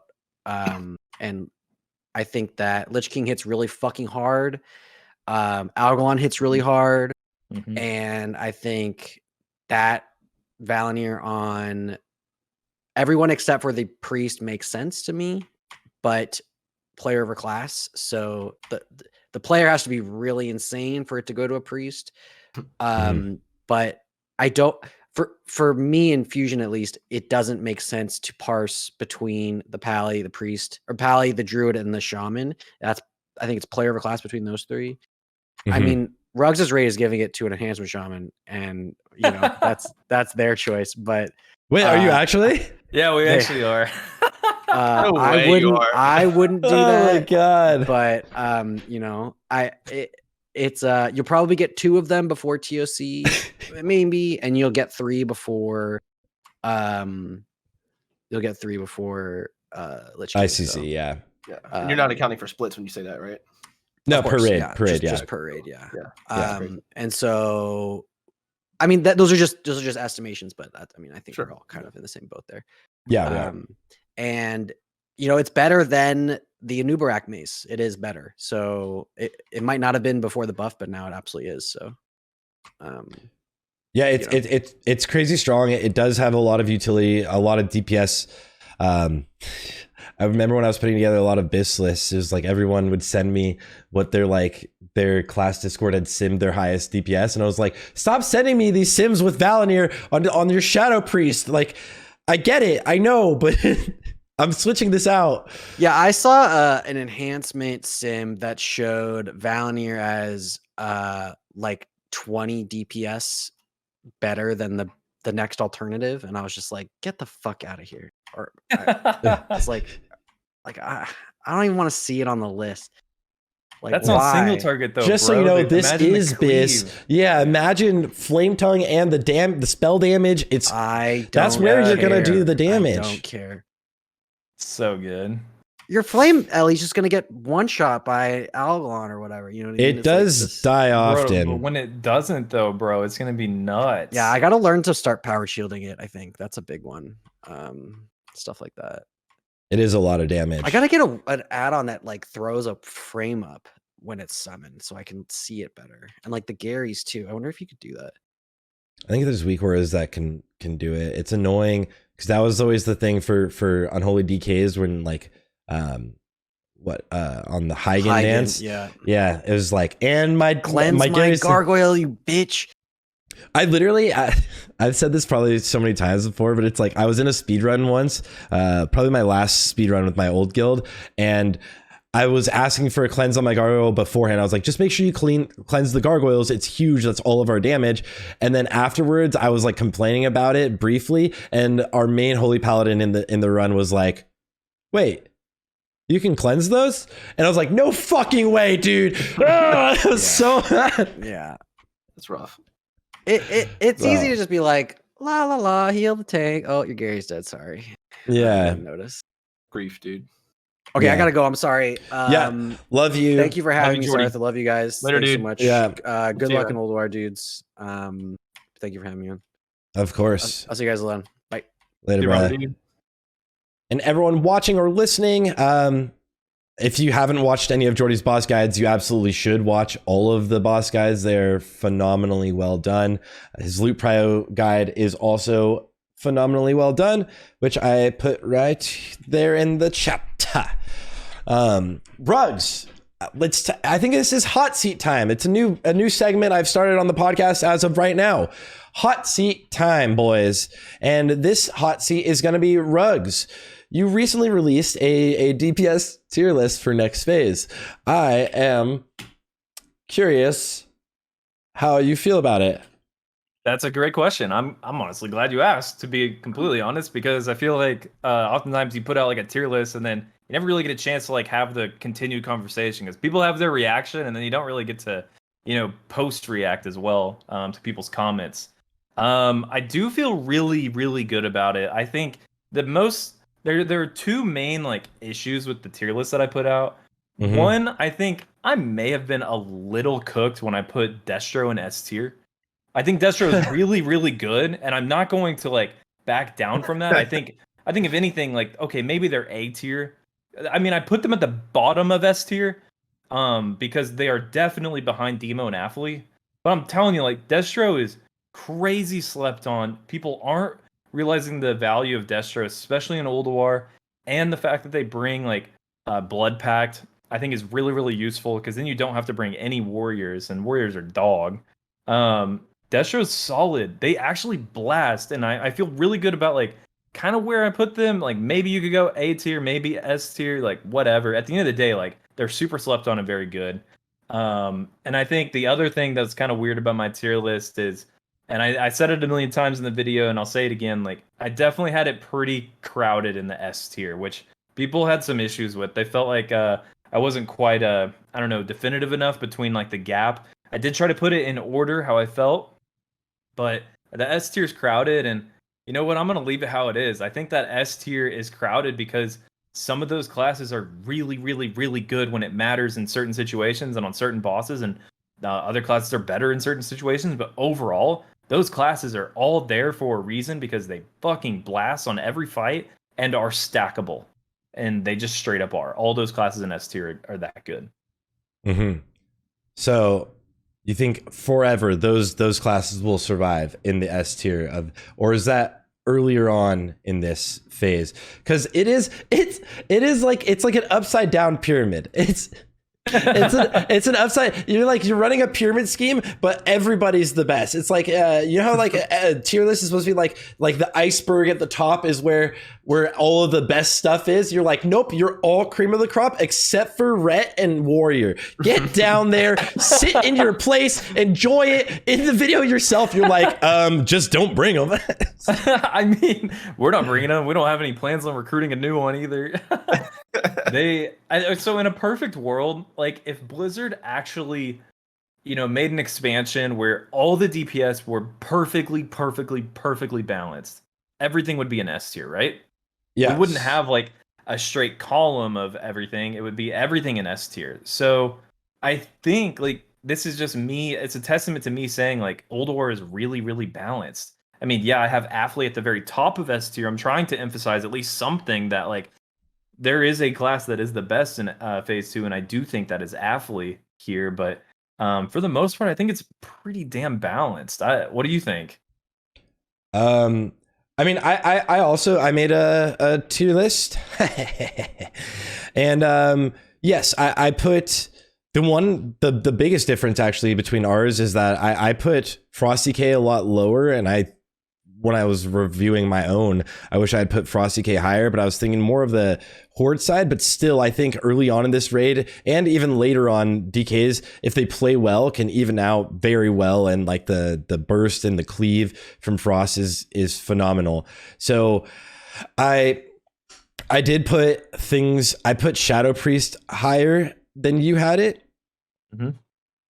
But I think it's just funny. It's funny seeing, right? If everything's S, then nothing is, I think is the funny part, right? If everything's special, then no one is. I think we all can agree that the strongest class this phase, this is like purple phase, right?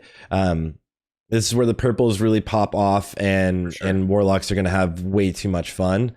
Congratulations, but don't worry, the nerfs are coming out today with the patch notes, so that'll be fun. But yeah, and rogues are doing well. I think mages require a lot of gear here to do crazy, and that's going to take them a while.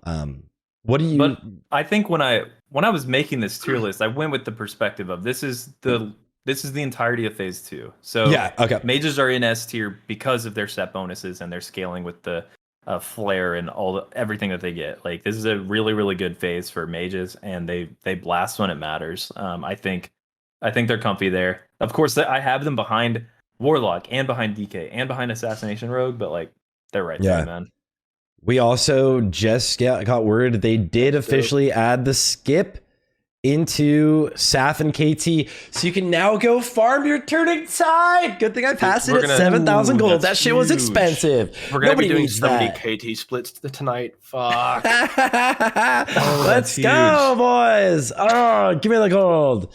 And you could just go into 10-man. That's the thing. You could go into 10-man and 25 mans just drop extra loot and get all of the slurp. That should be in the game today. There's gonna be a lot of things that come out today, I think. There's going to be a lot of things that come out today. I'm really excited to see what all comes out. So I'm very excited on that. Cosmo, from your perspective from a less aggressively hardcore guild, Less good. It's all right. No, no, you right? Like from a more like your average guild, better than your average guild, but like from less of like a speedrunning guild perspective, how do you feel if you were to look at something like this tier list here? So in general, this is something that I always say to our group when we're talking about like what kind of roster swaps we can make for Prog. Any Prog fight where there's not like a lot of where it's not like a DPS check like Hodir, and coincidentally this class is actually really good on Hodir. But I'm actually been like really loving the druids lately, specifically Moonkin, because like they do well up to this point, and like on fights where you're not up against a huge check, it's actually like I just think that there's an incredible amount of value on Prog to have an extra battle res or an extra innervate. That goes such a long way on Prog, and I think that's a thing that for your dad guilds to like that weird range dad to dad plus like it's a yeah, I mean, I think you're totally fine to maybe drop like drop a mage, or if you've got extra hunters, like drop a hunter and bring in an extra Moonkin, and like I think that on Prog that actually goes a really long way. My raid team, that we've been doing this since week 1 of Naxx, and we're planning on. I don't know if I'm like leaking shit that I shouldn't be. Joardee's not here, dude. You're good. No. Whatever. This is my raid team, so if I fuck up, then it's my fault. But for our racing team on week 1 on release on Thursday, I mean, we have been since day 1, and we are going to run 2 Boomkins. It's always been the plan. It's always that's just part of our roster. I think it's a really solid thing. It's not something that I was preaching beforehand, before Classic, with all my like raid comp stuff. But yeah, I think Boomkins are fucking awesome, man, and they're really, really good. Really useful to have the 2 battle reses, like you said. Are you going to have them have off specs for healing, or not thinking about it? They are purely Boomkin. They're both purely Boomkin. I mean, hell, all of phase 1 we had druid, so we actually had 3 Boomkins in our roster, pretty much unironically, but one of them is a main spec resto. So yeah, I'm saying there are 2 main spec boomies in our roster, and that's just what we're doing. That works for us, and like sure, one of them could have been a warlock for sure, but we're kind of taking player of the class here, and we get good value out of the battle res. Yeah, I mean, battle res is just slept on, man. Like, and a lot of these tier lists, I think they're kind of created in a vacuum, of like not necessarily in a vacuum, but I think that it's not considered with like the idea of Prog in mind, and just battle res is just it's so good. Especially if your raid leader is good at organizing those battle res chains, you know what I mean, and like really able to make good use of them, goes a long way. On that note, I will say like soulstones, that's a thing that my guild sucks at because we just don't really get much practice with them and like remembering to get those out. So like make can sure be very useful. Oh, dude, they're huge, and like I just don't ever think about them anymore because I haven't needed them, So like that's a thing that I'm like having to like put in my mental notes of like making sure that I'm making good use of those. But yeah, I'm trying to think if there's anything else. As far as are you back, Rugs? You good? I think I see you. Yeah. Now. I'm good. I'm good. Just keep going. Cool. Yeah, like we we kind of griefed ourselves this entire phase because we just didn't make it a high priority. We lost our feral druid like really early on. And we just kind of said, all right, and just kept going without a feral druid at all in the raid. And it wasn't until like literally 2 weeks ago I was like, oh shit, I kind of want one of those. So we like somehow just got like the best RNG ever and got like a nearly full bis like into one of our moonkin. They swapped to feral and like fully ready to go. So we got super lucky with that. But yeah. Dude, no feral druid? Oh my like, god. It was genuinely like whenever I realized, I was like, yeah, that's an oversight. But like whatever, man. Like we came extremely, we didn't get a sub hour clear. We got extremely fucking close on several occasions. And were you ever able to 2-tank Patrick then without a feral? Yeah, we put me on his blood once, I think. And it was fine. Yeah, you can do it as DK. We've been doing it as DK for a long time. Sorry. Yeah. It's just a little bit more intimidating. You just need to be more on top of your raid CDs. Yeah. But yeah, we were able to get that down. The biggest thing, we kept getting super griefed. Like I think I told you about it, Sarthe, that like we were on a super solid pace on one of our runs, and like we dabble in speedrunning just to keep it interesting. It's not something we take too seriously. Like we never tried like the Gothic pull or any of that, but like we pulled Gothic. We started dead side. I forget what the logic was, but we started dead side, and he just glitched and like had infinite waves spawning like at the same time, just nonstop waves. Yeah. And we were like, what the fuck? So and like we ended that run. We got back and like we were pulling within like 2.5 minutes, which was crazy. With no wipe recovery, like just getting back in the raid. And we ended that raid at like 1 hour and 5 minutes, I think. So like we got super close a couple times, but looking back, I was like, damn, if I would have just like brought a feral druid to cover some buffs and then brought in like another pumper, who knows, man? But oh well. phase is dead. It happens. Yeah. I mean, technically my server has an EU has one last day, but yes, the phase is gone. I think this was actually, so most people, this was a long phase. We're in Naxx for like the second time in not that long, like 2 years or whatever. So this was a long phase, even with it being, I think, relatively short in like classic standards, but it feels like a long phase. This was a good speedrunning raid, but it is it's something like, I don't know, you're ready to be out of it. And I think Ulduar couldn't come at a better time, other than technically I was supposed to go on a vacation this weekend. So a week from now would have been great. Yeah. So technically it could have came at a 1 week better of a time, but I think everyone is ready for something new, and it's like, it's fully new. Like we all get to like have actual mechanics. Rugs has done this a bajillion times, but are you still excited for this raid? How do you feel going into it, looking forward to it? Absolutely, dude. Like Ulduar is the dream. I mean, the team that I'm taking into it, we started this roster like during a pre-patch at TBC, and we're like in Fusion. We're still like one of Fusion's teams, but the goal was always we're making this with the intent of racing in Ulduar. It was always Ulduar focused, because Ulduar is the fucking shit, man. Dude, yeah. And then after week 1, then the shift kind of changes. All right, ICC's next. Like, I feel like TOGC and Naxx are kind of like stepping stones for the real races, or at least like the real raids. So I'm super excited about it. I think everyone's going to absolutely love Ulduar. It's genuinely my favorite raid, and it's still to this day always highly regarded as one of the best raids Blizzard has ever made. I say it's the best raid they've ever made, and I think it's going to be enjoyable for a very, very long time. I love that we'll get to see a really cool like breakdown on Warcraft logs of like the progression of guilds, and like the graphs of where like guilds are getting hard stuck, like which hard modes are like being murderous for certain guilds and being real like walls, like we talked about. But I think it's also just going to be really fun to like progress through that as a community. Although just keep in mind, like one day Ulduar is going to get boring. It happens. It's the best raid in the world, but like the truth is, like it will eventually one day get to be a drag, because it is kind of long, to be honest. So just get ready to strap in. Make sure those alts are ready, because alt running is going to be important. Splits are going to be, something that will keep it interesting. 10-man's going to get to the point where you don't want to do 10-man anymore, and you just want to do what's called a trinket run, where you just run in and kill Algalon and Thorum, and if they don't drop your trinkets, then you fucking YOLO out of there. For you were saying that like the entire like reason for your group right now is just it was created with the idea of going for Ulduar.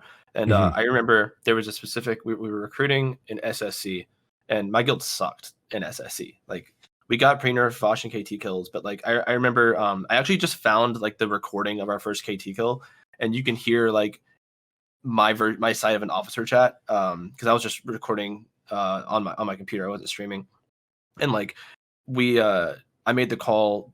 There were a couple weeks where we didn't touch SSC at all because we were hard stuck on KT, and I was like, I know that we can get good and kill this boss. I don't want to go get the gear and make the boss easy, because then we're not going to get any better.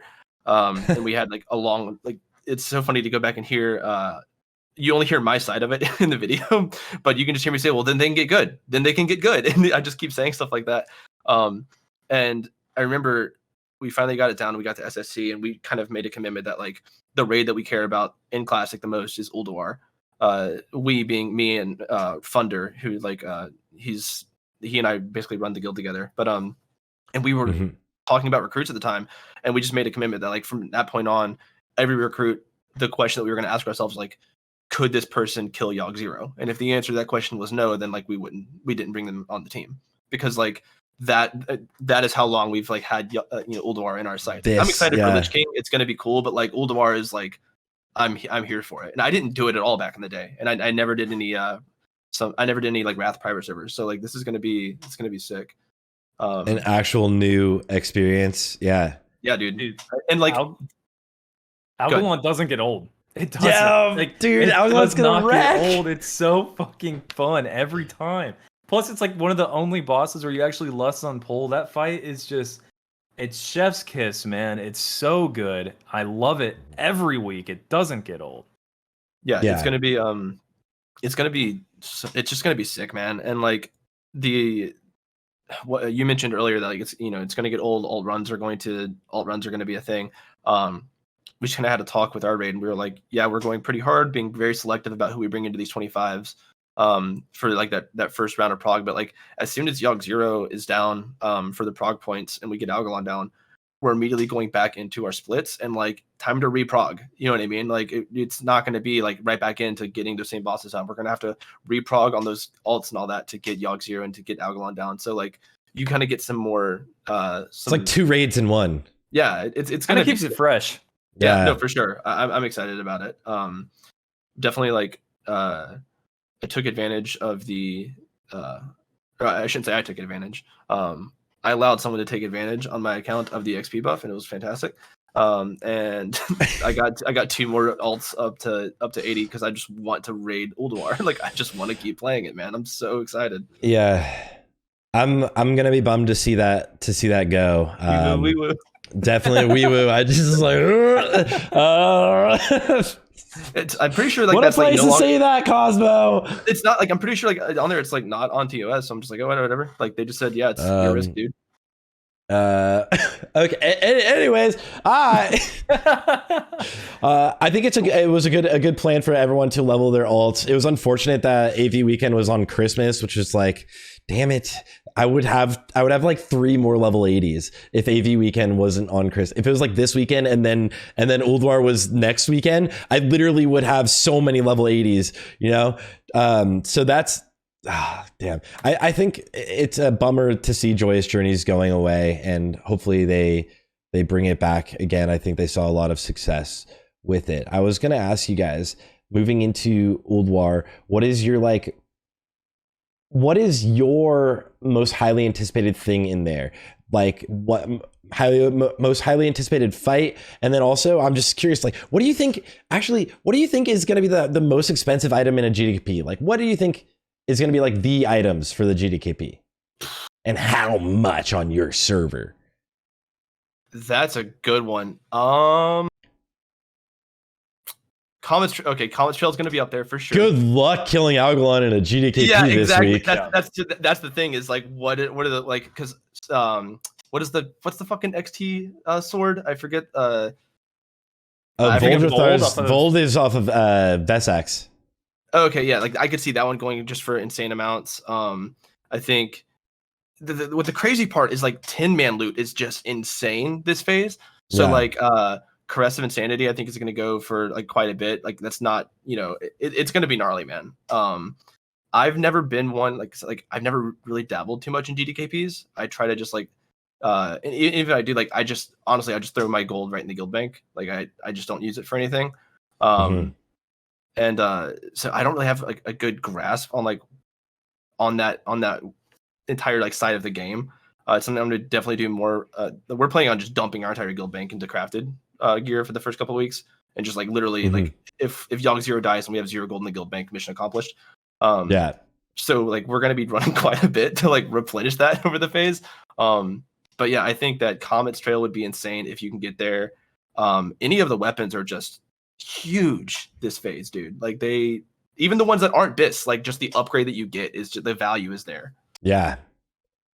I think so. On my server, I do know of one person who has pre-bought a Valenier, so they're basically like securing their spot in a consistent good GDKP for weeks and weeks and weeks, and they pre-bought Valenier at 450,000 gold. So that's not even the highest one I've heard. That's not even the highest. I've heard of 750k. Holy shit, 750? Yeah, 750,000. Holy. Jones, hold on. Jones, who's buying for 525 on Mancrate? Yeah. We'll sell for 500. I'll talk to Thunder. Thunder can deal without a Valenier who needs one, dude. It's cool. He'll understand. So that is, I mean, the craziest thing that I've ever seen, like the highest price I've actually, no, I wonder if I remember if any glaives went for more, but like there was the 611,000 gold Ashes of Alar. So that was like a very, very, very big one. I don't know if something goes, well, no, obviously 750k, that goes higher. But I think outside of Valenier, I think the next one single item has to be Flare. Flare's got to be like the most expensive one. Yes. But I feel like it's not close, actually. I think Flare, because it's so contested between every caster, and Vesax is actually killable, whereas like Algalon is close to not killable at all in a GDKP. That will sell for a ridiculous amount. I think an item like even the two hands are kind of weird because like Vold is actually not going to go for a whole lot when it's only contested by like Rets and Warriors. There's not like a whole lot of contention. Bring 4 Warriors to your GDKP and have them all fight. Right, since Unholy DKs like don't do two hands anymore, it's like all right, well there goes like the Vold contention. Like the two classes who are bidding on it are classes I don't even invite to my raids. So I'm gonna DE if it drops. Probably. It's like I'm trying hard to like find a way to balance 10-mans in a way that doesn't make it clear who's trying to get stacked. But it's like, I mean, you got to try to be efficient about it, but at the same time, like it just feels bad when you're not that person. It's gonna be insane, man. Like already, like we have never had in 2 years. Yeah, maybe a little over now of running the guild. Like we've never had any loot issues and no like zero loot drama, but like tensions are high right now, like higher than they've ever been. This is the phase for loot drama because everyone only sees their BIS list, right? I mean, we've been putting out like realistic BIS and all the alternatives. Wowhead, literally, if you scroll down on Wowhead, you can see what your next best option is. Everything's an upgrade, but I would wager, maybe this is a high guess, but like let's say like 85% of people playing the game see a BIS list and that's all they focus on. And they're like, that's my BIS. So then if they see that 251 or 252 item drop from a hard mode, they will drop like, dude, I mean, it's perfect for me because I love going to GDKPs and seeing someone drop like 100k on an item. And I'm just sitting there slurping it up because I fucking am so cheap. Like it's going to be crazy. It's going to be wild. And the loot drama is about to be nuts. It's going to be insane, dude. If it's BIS, it's BIS, man. I've actually kind of been disagreeing with the whole, like, I don't like the lists that include like, oh, this is non-hard mode list. This is like non-25 man list. This is like non-252 eye level bis or things like that. Like, I don't really like them. I kind of like just give me the bis list. Yeah. I think like, but it's back to like my earlier hot take at the top of the call. I think everyone can do this. Like, you can do it. You're gonna kill all the bosses. You're gonna get all the hard mode loot. Like, available, just go for it. Like, you don't need to make sacrifices to your bis list. But that's just like me making the hot take that Ulduar is not hard. Dude, it was so funny. You're like, yeah, it's not hard. I mean, if you just ignore all of the hard ones, like, but yeah, I don't know. Someone's asking in chat about the. I don't know if they're doing race changes. So like, my friend who is new to WoW after, well, I'm not gonna say it again, but he enjoyed the game, so he was like, I'm gonna try playing. And after he committed that he actually did like it, and he picked like the worst possible races. He hates it now. He's a cow on everything. Oh my god! So like we're really hoping that race changes are in. So like, because he's to the point now, he's like, yeah, the game's a lot of fun. Thanks, but I'm ugly and I hate it, and he like does not want to play right now. So we're really hoping. Why that would race you? change is a thing. When I was first playing this game, I purely chose my race on aesthetics. It was Night Elf and Blood Elf, or like undead until Blood Elf. I could go Blood Elf. I was a Blood Elf DK named Sarthe in original Wrath of the Lich King.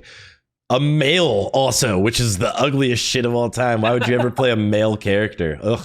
Yeah, dude. But yeah, I don't think, I'm just gonna say I don't think we'll have race change yet.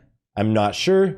But I don't think, I think Blizzard would have announced it. I think Blizzard would have announced it if they were going to do it. I mean, we'll find out today, right? When patch notes come out and come live. They just announced the SAF and KT skip. So that's huge. Yeah.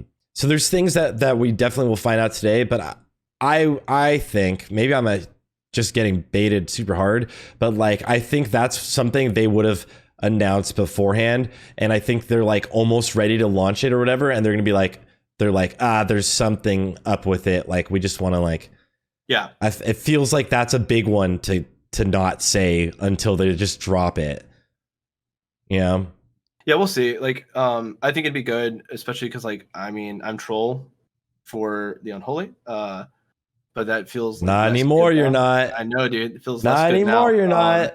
Yeah. So I think I'm gonna go female orc master race because they just look badass in literally everything. Like my rogue's a female orc, and dude, she's so cool. Cosmo rogue is a pumper. I think I hope this is big hopium, but I also kind of predict that they should give us faction change. I think that they should open, and I almost expect them to open up like transfers. I hope they remove the lock on transfers. And I hope they give us the race change. So I hope all three of those things happen this phase. And I kind of think that they will. I just want to give them I think they could. I think they will happen this phase. My only reservation is, will it be today? Like on phase drop? That's my personal reservation. No way. Yeah. I think it'll be something they do like during the phase to like keep people there who, when the numbers go down a little bit, something like that. Yeah. Break glass in case of emergency. Like, hey, new Harry Potter game came out. Everybody's like, do I play it or do I not support J.K. Rowling somehow? And then it's like, oh, you can race change. And you're like, oh, I'm back. Body type 2. Let's go. Let's get it. Late February, March, something like that. We'll probably get like race change and faction change and transfers. I'm sure it'll all come. RDF, so. They're like, wait, come back. No, we were winning that battle, joking. Dude. I was joking. I'm done fighting that one. It's interesting because we have like a version of it now being tested, which is purely in PvP. You can do PvP things cross realm. That's being tested. So we have what you would be doing cross realm dungeons, right? With PvP, although you have to physically invite the person. It's not like it'll put you in a group with them. You have to physically invite them, which makes it hard. Because like unless you're like a god to your PvP or you don't know, it's like perfect for like the gladiators who want to play with each other, but everyone else casual like won't use that. But it's implementing that code into the game, which literally could just be used elsewhere. I think it gives us the eventual option. We'll see. I think it's a good PvP change, definitely, but I think it'd be a cool changed for everyone, obviously, to run heroic pluses or Titan Rune dungeons. Be like, oh, I could group up with anyone. Like these first 2 weeks, it's gonna be so easy to do your dailies, right? It's gonna be so easy to go and clear the Titan Rune dungeons, and then after that, it's gonna be a lot harder. Yeah, it's I don't know, man. It's gonna be interesting. Like, Rugs, I don't remember like what your take was on RDF. You like? Oh, He hates it. He hates it. No. Wow, dude. I was always pro RDF. I think Cool. not giving us RDF is insanely cringe. It's yeah, for sure. Because like again, like my friend, like he likes the game, but like there are just elements to it where he's just like, he's really big into ESO, which is like super fun MMO. But like, his issue is like, I think more of like the accessibility part, because just no one's really doing any heroics right now. It's actually like, at least on Mancrick, it's like kind of difficult to find a group that's like worth a damn. Super dead. Mm-hmm. Yeah. So and it's like, bad for alts. And it's like, dude, I would play the game more, like straight up. You know what I mean? I would just do more if everyone, if it were just click of a button. You know what I mean? If I could just like queue up and get something random, like I would do a daily. I would do dailies just for like, oh, let me test out something. Instead, when I'm testing something, like especially for like, obviously like whenever you're getting B-roll or something, I literally go into like fucking Ice Crown and attack a random mob and record it and then put it up. But like I would show that in a dungeon, it would be like a lot more exciting. I think a lot more people it would give you more things to do playing the game. And I think that's an aspect of this game that retail does well, is that there's things that you could just log in and play. And that's something that I think Classic necessarily needs more of. And it worked actually in OG, like vanilla, because there was like so much world PvP. But now we're flying around on flying mounts. Like, when are you running into someone and PvPing? Yeah. The servers are just one-sided. So like, I don't know enough about like I don't know anything, frankly, about like the infrastructure side of any of that kind of stuff. Like, I'm just inclined to say, like, if they say that it's like really difficult on the server perspective, like I'll believe them. I don't know. Like, I don't think they've said that. I think it's a philosophy. Yeah, it was definitely like a philosophy, and like they want to capture like this social environment. I think like I've always been against it, but I think they like met their goals at the beginning of phase 1. I think it definitely felt better to the people who didn't want RDF to feel like they were, socializing and making groups for heroics, when heroics was the in-game content. But heroics aren't even in-game content anymore. Like they die so fast in Wrath of the Lich King that you now have players who, and I experienced this earlier. I have a couple alts on old dead servers that are on White Mane Alliance, which I don't know if you know this, but White Mane is 99% there. It's like, I logged on them the other day, and I can't even queue for heroic because there are genuinely not enough a dungeon, a low-level dungeon, because there are not enough alliance players to even like make a dungeon group. Like, I can't do cross-faction dungeons. I can't just like queue for shit and like play my alts anymore without like doing solo like single-player questing mode on those characters. Are dead to me. They're straight up dead to me because there's no RDF for like low-level leveling, which I think is like actually fun. I think dungeon spamming on low levels is genuinely like good entertainment. And then it just makes like in-game weird, and like it's this like dumb obstacle that doesn't need to be there. I would probably do more heroics if I could just queue for them, but because can't, I don't. Yeah, I mean, it's they talk about like the social pillars and all that stuff, and like I made a graphic a while ago about the meta achievement, and it like put it up on Twitter, and like in that I referenced I think they got 3 pillars of philosophy, maybe it's 4. They want to like facilitate like good social environments and social experiences, and like I think that that makes sense like on the onset, and like Ruggs was saying early on, it made a lot of sense. But like I think that moving forward, like recognizing that number one, like social experiences aren't limited to your server in Classic and the way that they were back in the day. Like right now we have people from like literally all over the world in chat having like a shared experience over these things.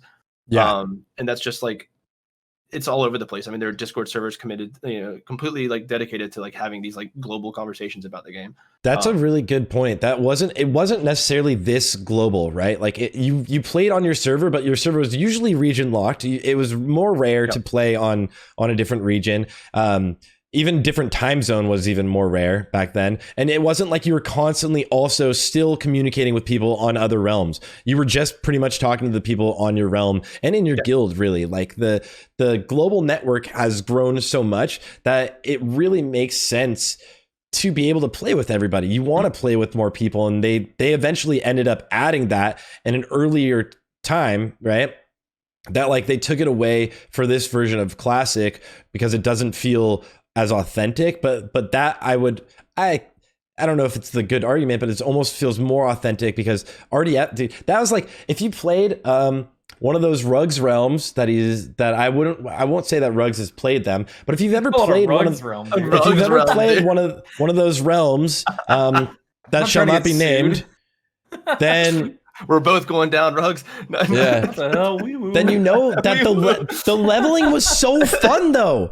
It's so fun to level a new character and be like, yo, to blast through these dungeons, give me Joyous Journeys and give me RDF. I don't give a fuck, dude. I want to like level quickly and blast through these dungeons and see like what upgrade did I get and how long I'm going to use it. And you're leveling your little prop paladin or prop warrior, or like you blast through the leveling experience, and it's so fun. And I think it actually makes you enjoy the game more personally. Now that we have gone through like the arduous aspect of leveling slowly and having to level with people, we've done that all, but now the social aspect of it dies down, right? Like it's harder to find groups. You can't run a low level dungeon. It's so like there are compromises to be made too, right? Like I'm all for like, give us RDF, but like maybe take out the ability to like vote to kick, because that can absolutely be toxic for new players. Like even on retail, I've been seeing like or on Twitter, I'll see like people on retail who just like leave groups because they'll see people like just be super rude to noobs.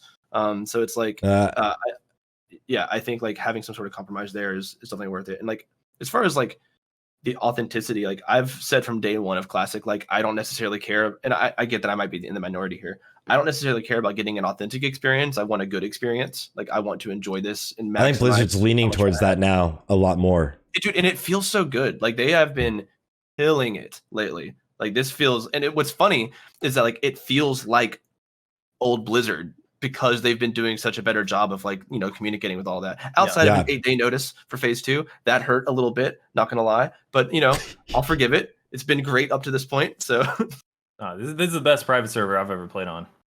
The scripting is great. Oh my god. I was going to say, though, one of those interesting things is you do mention that when you're playing with someone that's relatively new to the game, I think this is like a part of the philosophy of a lot of players in World of Warcraft. You have a tendency usually to, if someone's at a different level than you, to like just like bash them or like ignore them and not try to help them instead of like trying to actively help them. So I think when you were in those Blizz-like realms, you would get into, I would say every other random dungeon you'd get into, it was like this person has never clicked a button in their life. It was like every time, like they would be doing 21 DPS at level 43. You were like, what is going on? But fine. It's fine though, because the low level dungeons, if you do it in like your Wrath gear with heirlooms, you're the one, you could carry it anyways. The tank can do all the damage anyways. So you're not worried about it. I think it would be less of people getting kicked in that instance, right? It's not like as much of a very serious hardcore raid. Right. Yeah. Someone I'm gonna defend my case here, okay? Because Squimby, I think in chat, dude, I was getting flamed on Twitter and on one of Scotty's videos. You got flamed on Scotty's video? Not on his video. Scotty has no idea who I am, dude. There's no way. But like Cosmo who? But like in the comments, I was like, oh hell yeah, dude, 8-day notice, like that sucks. And I've been getting flamed everywhere for that. They're like, why do you need 2 weeks notice? Because IRL's a thing, man. Like so my guild raid's Tuesdays, Wednesdays. Yeah. So like a Thursday release, we'll do it. We know it's coming. Like, well, I'll accept it. But like we have to make adjustments for that first week. And like I work from home. I do freelance stuff, so like I can kind of like accommodate that, but like most of my guild can't. They have like big boy real jobs. So Yeah. like, it's or they have like, spouses and families. So like having to make adjustments for that is tough, and doing it on an 8-day turnaround time sucks. Like we've got like our main resto druid is basically out Thursday, Friday because like we just didn't have time to give notice. Yeah. So it's like getting a little bit more heads up like would just be great. Absolutely. I mean, I do like a lot of the rostering for my group, and we basically had 3 raid teams mapped out depending on release date. It was like, Yeah, all right, this is what it's going to look like if it's on January 19th, and then this is what it looks like if it's January 26th, Yeah. and then this is what it looks like if it's February 2nd. Yeah. I had that many raid team it's so stupid. It's really tough. It is. I think the IRL aspect is big, and I think Blizzard is trying to understand this more, or wants to moving forward. I know for a fact that they would like to communicate this much better and earlier moving forward. So that is something that's being pushed on their end. Yeah. It's not necessarily, it's because things can switch on the flip of a dime there, and that's what it really is. But I do agree, because most of the players that play World of Warcraft Classic, we're all like older, right? We're all older.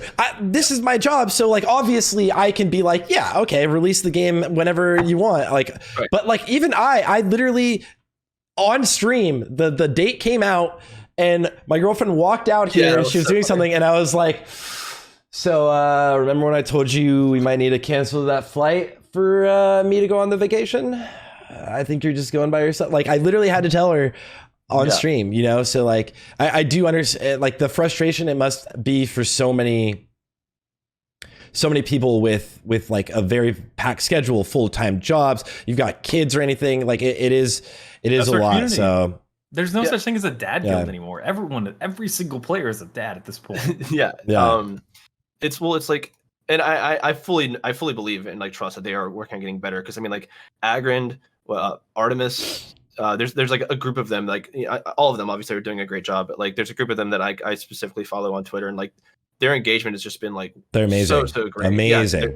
They're crushing it, dude, and it's like it's so appreciated. So it's like this stung a little bit, but like I also know that it's it's getting better, and then like I can't stay mad about it. You know what I mean? It just sucked in the moment, but they're crushing it, dude. That's a good point. If I can just for a moment, I think I had this realization the other day, that I was probably a little too toxic in some of my old videos about like, oh, Blizz devs this, Blizz devs that.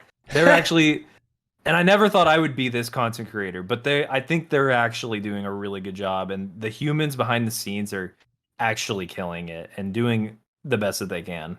Absolutely. Well, Blizzard, I think, hired a lot of people in the past like year, let's say, even like as recently as last week, that are very passionate about this game and very passionate about Classic. And I think that was not necessarily the thought process originally for Classic. Even through TBC, it was like Classic was always thought of as an afterthought, right? And it's still relatively like as in a scale, it's so much smaller than retail, right? So much is going on here for retail, but here they actually care about Classic. They realize it is a big part of like it's a revenue stream. There's a huge budding community that cares and is so passionate about the game. And the people that are working on Classic play Classic now. Like most of the people, they actively play all the time. They have the same frustrations we do, Yeah.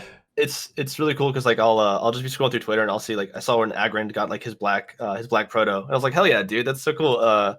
And like same thing with Artemis. I think she also plays. I think she plays retail too, and like I'll just see them like it's really really cool and refreshing, and also just reassuring to see like, all right, the people who are like making these decisions, like that's one of the big criticisms that's been going around with Blizzard for a long time. It's like, oh, they don't play the game. It's like, nope, they do. Like I can see you playing the game right now. You know what I mean? And Agrand plays a Ret Paladin, so like I mean, buff ink, but and he made the post saying that there's no buff sync. So yeah, I know. Yeah, it's good comms. That was a good post too. Yeah.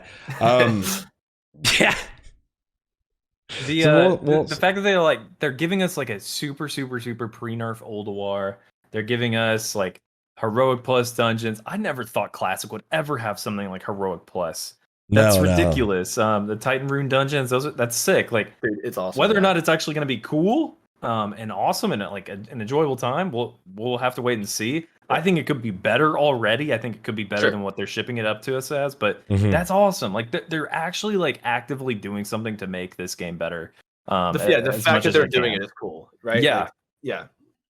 No, I'm with you entirely. Yeah. Damn, you said something about Ulduar, and it made me want to circle back and say something, and I completely. The Giga pre-nerf. Yeah, so like, that's one thing that I don't think we've mentioned here. Is that like it's so cringe, dude. You always see people saying like, "Oh, this isn't world first. World first is 15 years ago." Like, we're gonna see actual world first this time. That's dope. You know what I mean? Like, there's gonna be kills that just never happened back in the day, and we get to see them now. That's gonna be awesome. Yeah, that's true. Yeah, I think we're getting this exciting. It is are leaning towards Classic Plus, where they have like one person that's going through all of the old like versions of the game and finding out what they can do, like what were the old versions of it, and then sending it in, and then they're making those changes. So like they're actually literally making the changes, which means like if we get eventually some things in the future, things like, let's say the game relaunches with world buffs again and it's all cool, we could see like changes to class balances. We could see the ideas are there. They've now seen some realms that have worked doing like that. There was a realm that like when you got a level, you got like a random talent point and you got to like choose a skill that wasn't your normal build, and like you could be like a fire mage paladin and stuff. Like it would be so fun. And I think the idea there now is implanted in Blizzard's like kind of mythos, where they've realized it's no longer, it's about creating the best experience possible, which doesn't always have to be the most authentic experience possible. They have accepted that, and I think that is phenomenal. I think it was good for us to have Classic the way Classic was, but I think now obviously a lot of people will go back, and if they do a second season mastery or re-release of Classic or whatever, people will want it to be a different version of that Classic, and I'm really excited about that. Like WoW 2 kind of. Yeah. No matter what, at the end of the day, they were never going to have a direct emulation of what it was. This is always going. It's an impossible task, and because like, just from the beginning, like we're gonna start on patch 335. Like already, it's broken. That's not an emulation. Yeah. This is completely different, and it always should have been treated like that. It's its own unique thing, and if you like change that perspective, then we already can move into the discussion of like, how do we make this better? Yeah, and that is like such a healthy environment to be, I think, from a developer's perspective. Yeah. So I'm excited. I'm very hopeful for the future. I'm looking forward to it. And then I think there's a lot of cool things coming out. I've recently been doing more than just World of Warcraft. I don't know if you guys ever dabble in other things, but I've been doing a lot more of things other than just WoW. And you touch grass? That's how you hurt yourself. Okay, yeah, 100%. Come on, didn't didn't we say we're all dads now, dude? That's how you get injured. Yeah, dude. Fuck out of here with that shit. On the lookout for it. I literally played like 4 hours of soccer on Christmas Day, or Christmas Eve. Fucked up my ankle, and then got the stomach flu right after. So obviously that wasn't the right choice. You can't prove it wasn't the grass. You know, like I can't say it wasn't the grass that did me in. Yeah, no. As soon as I'm done with this sheet, like, I will definitely be happy to kind of like take a breather, and like maybe like there's some shows I want to watch and kind of catch up on. I need to get some like writing done for non-gaming content that I want to do. So it's just like, all right, but you know, I'm just, like I said, I'm in the process of trying to finish this up for everybody. What's really cool about it, sorry, like I'm gonna just talk about my sheet really quick because everyone's asking questions.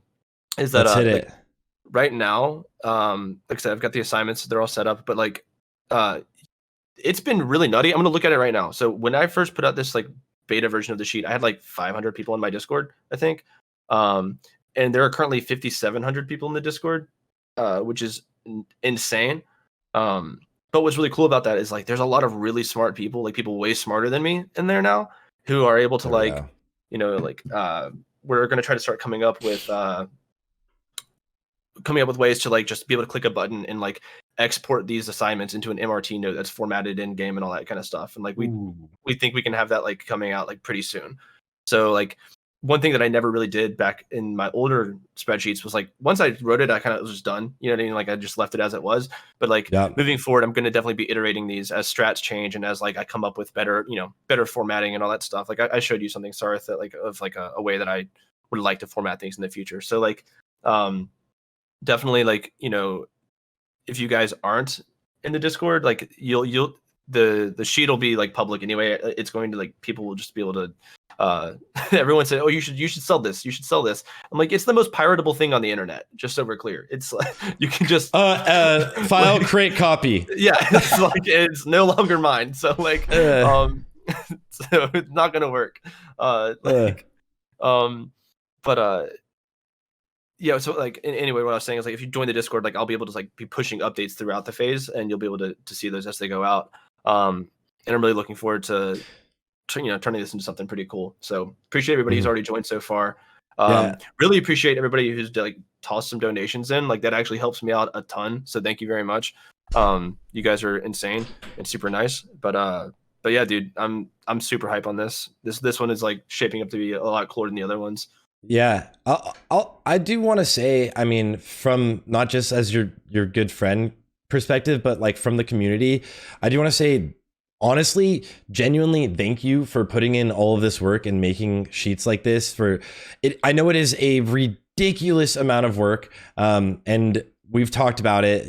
You're dealing with a lot of IRL things right now, and so being able to take the time to make something like this for the community that helps thousands and thousands of guilds all use this, right? Is massive. So thank you, Cosmo, for putting in this effort. Like I'm not religious, but like realistically like blessed and happy to have all of my friends that are making such amazing things for the community in this game and helping enhance the way everyone can experience the game. And I appreciate you. And Rugs, that translates to you too. I fucking love you guys. No, I think it's awesome. I think our community is peaking right now, and in terms of how many good resources we have out there for the entire community going into this next phase. Between Cosmo's spreadsheet, Joardee's boss guides, which we usually always have boss guides for every phase. We got Tim's and Foji and Murphin weak auras that you can use for raiding. We have so many PTR logs. We have PTR VODs. We have so much out there. I mean, Sarthe and I play the video game and make YouTube videos that are sometimes important. Like there's so much. Like we've actually done a really, really good job collectively pitching in and helping the community. And it's thanks to guys like you, Cosmo, that we are at this level that feels like it's a global community and we're actually like constantly improving each other's work, which is really, really cool. Well, thanks guys. I appreciate it, man. No, it's super weird because like I grew up playing this game. You know what I mean? I remember like my mom met my stepdad on an online game. It was City of Heroes, and then like they very quickly shifted to WoW. So like from I literally I started playing WoW because like my mom was an Orgrimmar, and I saw someone. Well, my camera's doing the thing. I saw someone walking around with a Thunder Fury, and I was like, "Yo, what's that?" And like she had like the strategy book for World of Warcraft. And I remember I looked up Thunder Fury. I was like, I want that, and I started playing the game. And I was like 13, and so it's very weird to like now be like I'm 29 now, and it's like damn, I am. It's really humbling and like super cool to be in this position where like I'm able to like help a lot of people enjoy the game that I grew up playing. You know what I mean? It's really neat. Mm-hmm. But yeah, I appreciate it. And the same goes out to all the class Discord guys too. The class Discord mods have done so much to improve everyone's experience with their own classes and specs. Like we're at an all-time high right now. Yeah. I did get Thunder Fury, Isa. To answer your question, I did. It took me fucking forever, but I got it. I got it in Cataclysm, but yeah. No, dude. Yeah, the Discord mods, but like also like don't discredit yourself, dude. I mean, like I think that your videos. Someone mentioned in chat, you've been making Wrath content since like before this was a thing, and I think that definitely played a larger role in like kind of creating the culture and like kind of like gearing things up to like where we currently are now. So like definitely don't discredit yourself in that. Yeah. Yeah. I'm really, yeah, I just, to anyone watching and anyone listening, I'm really proud of where the community has grown and where it's gone. And I feel like everyone who plays this game, especially in the public eye, it feels like everyone just loves the game and wants to do cool things with each other. So, and everyone who's just like watching or plays casually, I feel like you just want to enjoy a good game. Like that's it, right? You just want to enjoy a good game. And that's what we're doing now. So I'm happy. All right. Without the cheese, do you have, where can everybody find you? Where can everybody support you guys? Cosmo, we do have your Discord link right there. Guys, help Cosmo get a car so he can survive.